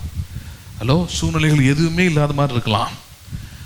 ஆனால் அவர் வாக்குத்தத்தம் பண்ணினவர் உண்மையுள்ளவராய் இருக்கிறார். ஜெபித்து கொண்டே இருக்கணும், என்ன பண்ணி கொண்டே இருக்கணும். அந்த குறவின் மற்ற சாதாரணமாக தெரியலாம். ப்ரே, ஜெபித்து கொண்டே இரு. ஒன்னே ஒன்று மட்டும் உண்மை, அவருடைய நாமத்தினாலே, அவருடைய சித்தத்தின்படி நீங்கள் எதை கேட்டாலும் அவர் நமக்கு செவி கொடுக்கிறார் என்பதே அவரை பற்றி நாம் கொண்டிருக்கிற தைரியம். ஹலோ, ஜெபத்தில் என்ன இருக்கணும்? தைரியம் இருக்கணும். தைரியம் இருக்கணும்னா வசனம் தெரிஞ்சிருக்கணும்னா சபைக்கு வந்திருக்கணும், வேதத்தை வீட்டில் படிச்சிருக்கணும், அதுக்கு நேரத்தை கொடுத்துருக்கணும். வீட்லையும் படிக்கிறதில்ல, சபைக்கும் வரதில்லை, வசனத்தையும் கேட்கறதில்ல, அதுக்கு நேரத்தையும் கொடுக்கல, தியானிக்கிறது இல்லைன்னா ஜெபிக்கும் போது நமக்கு என்ன இருக்குது? தைரியம் இருக்காது, பயம்தான் இருக்கும். ஜெபம் பண்ணிடுவீங்க, அதை குறித்து பயம்தான் இருக்கும், என்ன ஆக போதுன்னு தான் இருக்கும். ஆனால் இங்கே சொல்றார், என் நாமத்தினாலே அவருடைய சித்தத்தின்படி நீங்கள் எதை கேட்டாலும் அவர் நமக்கு செவி கொடுத்து அவைகளின்படி செய்வார் என்பதை அது அவரை குறித்து நாம் வைத்திருக்கிற தைரியமாக இருக்கிறது. எப்படிப்பட்டதாக இருக்கிறது அது? அந்த தைரியத்தை உண்டு பண்ணுகிற நேரம் ஆராதனை தான் இந்த ஆராதனை. அந்த வேலையை தான் இப்போ பிரசங்கம் செஞ்சுக்கிட்டு இருக்குது. எப்படி தைரியம் வருது? இப்போ உங்களுக்கு போதிக்கிறேன். ஆபிரகாம் தன்னுடைய மகனாக இஸ்மவேலுக்காக ஒரே ஒரு லைனில் தான் ஜெபம் பண்ணான். கர்த்தர் அந்த ஜெபத்தை கேட்டு அவன் வேண்டினதுக்கும் விரும்பினதுக்கும் மேலான ஆசீர்வாதத்தை அவனுக்கு கொடுத்தார். நம்புறீங்களா நீங்க அதை? அப்ப நீங்க ஜெபிக்கும் போது அப்படிதான் ஜெபம் பண்ணணும். வசனங்களை ஞாபகம் அதெல்லாம் சொல்ல எடுத்தோடனே நேரம் போய் முட்டி போட்ட கூடாது. என்ன சூழ்நிலை, என்ன பிரச்சனையோ வேதத்துக்கு அந்த பகுதி எடுத்து படிக்கணும், அந்த வாக்குத்தத்தத்தை ஞாபகப்படுத்தணும். புரியுதுனா இல்லையா? அதை எடுத்து மறுபடி படிச்சு மறுபடி கேட்டீங்கன்னா நான் சொல்றேன், உங்கள் ஜெபத்துல தைரியம் இருக்கும். உங்கள் ஜெபத்துல எப்படிப்பட்டதா இருப்பீங்க, எப்படிப்பட்ட ஜெபத்தை செய்வீங்க நீங்க? நான் கேட்டால் நான் வேண்டினதுக்கும் நான் விரும்பினதுக்கும் அதிகமாக அவர் செய்வார். காரணம், நான் அவருடைய நாமத்தினாலே அவருடைய சித்தத்தின்படி அவருடைய வார்த்தையின்படி அவருடைய வாக்குத்தத்தத்தின்படி என்ன பண்ணியிருக்கிறேன், நான் ஜெபித்திருக்கிறேன். நிச்சயமாக அவர் என்ன பண்ணுவார், அவர் செவி கொடுப்பார் என்கிற நிச்சயம் எனக்கு உண்டாயிருக்கிறது. நம்புறீங்களா நீங்க அதை? அப்போ ஜெபம் அதுதான். அப்போ இந்த ஜெபம் பாடம் ஆராதனையில் கற்றுக்கொண்டு போகிற காரியம் அதுதான். பாருங்க, நாம் கேட்டவைகளை பெற்றுக்கொண்டோம் என்று, என்ன மாதிரி வார்த்தை பாருங்களேன், கேட்டவைகளை பெற்றுக்கொண்டோம் என்று. அப்போ பாருங்க, நிச்சயம் நமக்கு இருக்க வேண்டும். அப்போ ஜெபம் பண்ணிட்டீங்கன்னா நிச்சயமாக செய்வார்ன்ற நம்பிக்கை எப்படி வரும்? அவர் சொன்னதை கேட்டீங்கன்னா தான். அவர் எப்படிப்பட்டவன்றதை அறிந்து ஜெபம் பண்ணீங்கன்னா தான். ஆபிரகாமுக்கு அந்த அறிவு இருக்குது. தேவன் இரக்கமும் மன உருக்கமும் நீடிய சாந்தமும் மிகுந்த கிருபையும் உள்ளவர். இஸ்மவேலை கைவிட்டுற மாட்டாரு. அவர் ஈசாக்கு பற்றி தான் பேசிக்கிட்டு இருக்கிறாரு, அதையும் நான் அங்கீகரிக்கிறேன். அதே நேரத்தில் இஸ்மவேலையும் என்ன பண்ணுவீராக, நினைத்து கொள்வீராக என்ற ஒரு ஜபத்துக்கு சொல்றாரு, உன் விண்ணப்பத்தை கேட்டப்பா, நான் விண்ணப்பத்தை கேட்டேன். நீ எந்த அங்கீகரிக்கிறியோ இல்லையோ, நான் வந்து அங்கீகரிக்கிறேன். உன் ஜபத்தை நான் கேட்கிறேன். ஏன்னா என் நாமத்தினால கேட்டிருக்கிறேன், என் சித்தத்தின்படி கேட்டிருக்கிறேன். நீ யோசிக்காததை உனக்கு பதிலாக கொடுக்குறேன். நான் அவனை ஆசீர்வதித்து பெரிய ஜாதியாக பெருக பண்ணுவேன். நீ கடந்து போயிடுவ, அவன் சந்ததியை பெருக பண்ணுவேன். நான் அவன் சந்ததியை ஆசீர்வதிப்பேன். நம்புறீங்களா நீங்க? அப்படிதான் அவங்களுடைய ஜெபம். அது நூற்றாண்டுகள். ஏன்னா ஆபிரகாம் மரித்து 4000 வருஷத்துக்கு மேலே ஆகுதுன்றாங்க. 4000 வருஷத்துக்கு முன்னாடி ஒருத்தர் ஜெபம் பண்ணியிருக்கிறாங்க. ஒரு சந்ததிக்காக அழிந்து போயிருக்க வேண்டியது, ஒன்றும் இல்லாமல் போயிருக்க வேண்டியது. ஏன்னா ஒரு அடிமையின் சந்ததி, அது ஒன்றுமே இல்லாமல் போயிருக்கும்.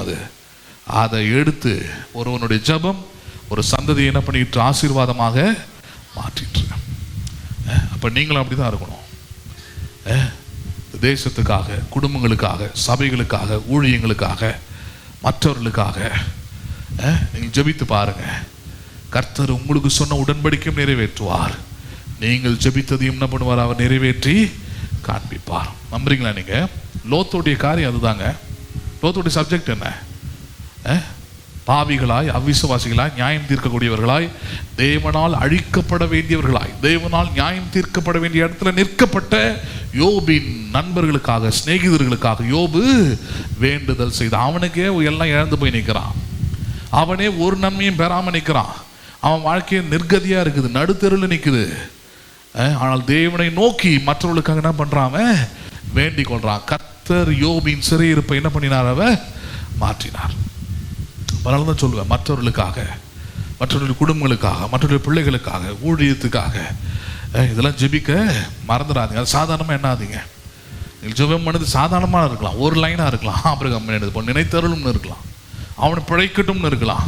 ஆனால் கர்த்தர் அந்த ஜெபத்தை கேட்டு நான் அவனை ஆசீர்வதித்து பெருக பண்ணுவேன். காரணம், நீ என் நாமத்தினால கேட்டிருக்கிற, என்கிட்ட கேட்டிருக்கிற, என் சித்தத்தின்படி கேட்டிருக்கிற, நான் யார் என்பதை அறிந்து கேட்டிருக்கிறேன். கொல்ல மாட்டாரு, அழிக்க மாட்டாரு, இது தப்புன்னு சொல்ல மாட்டாரு, கோபப்பட மாட்டாரு, தெரிஞ்சு கேட்டுக்கிற. அதனால நான் சொல்றேன், நான் செய்வேன். நீ கேட்டதை விட அதிகமாக என்ன பண்றேன் நான்.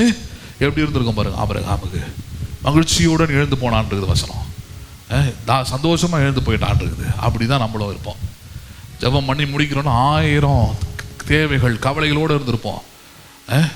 ஆனால் அவர் நாமத்தினாலே அவர் சித்தத்தின்படி கேட்டால் அவர் நிச்சயமாய் செய்வார் என்கிற அந்த உறுதி நமக்கு இருக்குமே ஆனால் நம்ம ஜெபத்தை முடிக்கும் போது ஆமேன்னு சொல்லி முடிக்கும் போது நான் சொல்கிறேன், எல்லாவற்றிலும் தேவ சமாதானமும் மகிழ்ச்சியும் சந்தோஷம் நம்மை ஆட்கொள்ளும். கவலை இருக்கிறது வாய்ப்பே இல்லை. நம்புறீங்களா? நீங்கள் அதை எழுந்து நிற்போம், ஜெபிப்போம். எங்கள் அன்பும் இருக்கமுள்ள பரலோக தகப்பனே, இந்த ஆசீர்வதிக்கப்பட்டதான இந்த நல்ல இரவு வேலைக்காக நன்றி செலுத்துகிறோம். கேட்ட வார்த்தைகளை, வசனங்களை கர்த்தர் ஆசீர்வதிப்பீராக. போதிக்கப்பட்ட வார்த்தையின்படியே தேவரீர் ஜெபத்திலே நாங்கள் எவைகளெல்லாம் உம்முடைய நாமத்தினாலும் உம்முடைய சித்தத்தின்படியும் உம்முடைய வார்த்தையின்படியும் உம்முடைய வாக்குத்தத்தின்படியும் நாங்கள் கேட்கிறோமோ அவைகள் எல்லாவற்றுக்கும் நீர் செவி கொடுக்கிறீர் என்பதும், அவைகளை எங்களுக்கு நாங்கள் கேட்டதை விட அதிகமானதை தருகிறவர் என்பதும் நாங்கள் முழு நிச்சயமாய் நம்பி ஜெபிக்க நீர் இந்த கேட்ட வார்த்தைகளை விசுவாசமாக உள்ளத்தின் நம்பிக்கையாக ஒவ்வொரு உள்ளத்திலும் நீர் விதைக்கும்படியாக ஜெபிக்கிறேன்.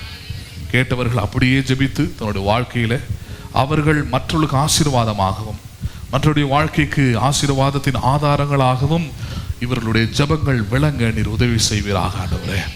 கர்த்தர் அப்படியே நீ கிரியைகளை நடப்பித்து நீர் சர்வ வல்லவரும் நீர் மகா பெரியவரும் உன்னதருமாக இருக்கிற ஆண்டவர், நீர் பிள்ளைகளோட ஜெபத்தின்படியே எங்களுடைய ஜெபத்தின்படியே எல்லா காரியத்தையும் அதனதின் காலத்தில் நேர்த்தியாய் நீர் செய்து எங்களுக்கு முடித்து தரும்படியாக ஜெபிக்கிறோம். நாங்கள் அறியாததும் எங்களுக்கு எட்டாததுமான பெரிய காரியங்கள், எங்களுடைய புத்தி கெட்டாத காரியங்களை, அதிசயமான காரியங்களை, அற்புதமான காரியங்களை ஜெபங்கள் நிறைவேற்றட்டும். எங்கள் ஜெபங்களை கேட்டு கர்த்தர் நீர் அப்படிப்பட்ட மகத்துவமான பெரிய காரியங்களை செய்கிறவராக இருக்கிறீர் ஆண்டவரே. எங்கள் அறிவு கெட்டாத காரியங்களை செய்கிறவராக இருக்கிறீர். நாங்கள் எதிர்பார்க்காத அதிசயங்களை, வாசல்களை திறக்கிறவராக இருக்கிறீர். நன்றி செலுத்துகிறோம். பிள்ளைகளை ஆசீர்வதிப்பீராக. இயேசுவின் நாமத்தில் ஜெபிக்கிறோம் ஜீவனுள்ள நல்ல பிதாவே, ஆமென். என் ஆத்துமாவே கர்த்தரை ஸ்தோத்திரி, என் முழு உள்ளமே பரிசுத்த நாமத்தை ஸ்தோத்திரி. என் ஆத்துமாவே கர்த்தரை ஸ்தோத்திரி, கர்த்தர் செய்த சகல உபகாரங்களை மறவாதே. ஆமென். ஆசீர்வாதம் நம்முடைய கர்த்தராகிய இயேசு கிறிஸ்துவின் கிருபையும் பிதாவாகிய தேவனுடைய அன்பும் பரிசுத்த ஆவியருடைய ஐக்கியமும் என்றைக்கும் சதா காலமும் நம் அனைவரோடும் கூட இருப்பதாக. ஆமென், ஆமென். God bless you. மீண்டும் ஆராதனைகளை சந்திக்கிறேன். கர்த்தர் உங்களை ஆசீர்வதிப்பாராக.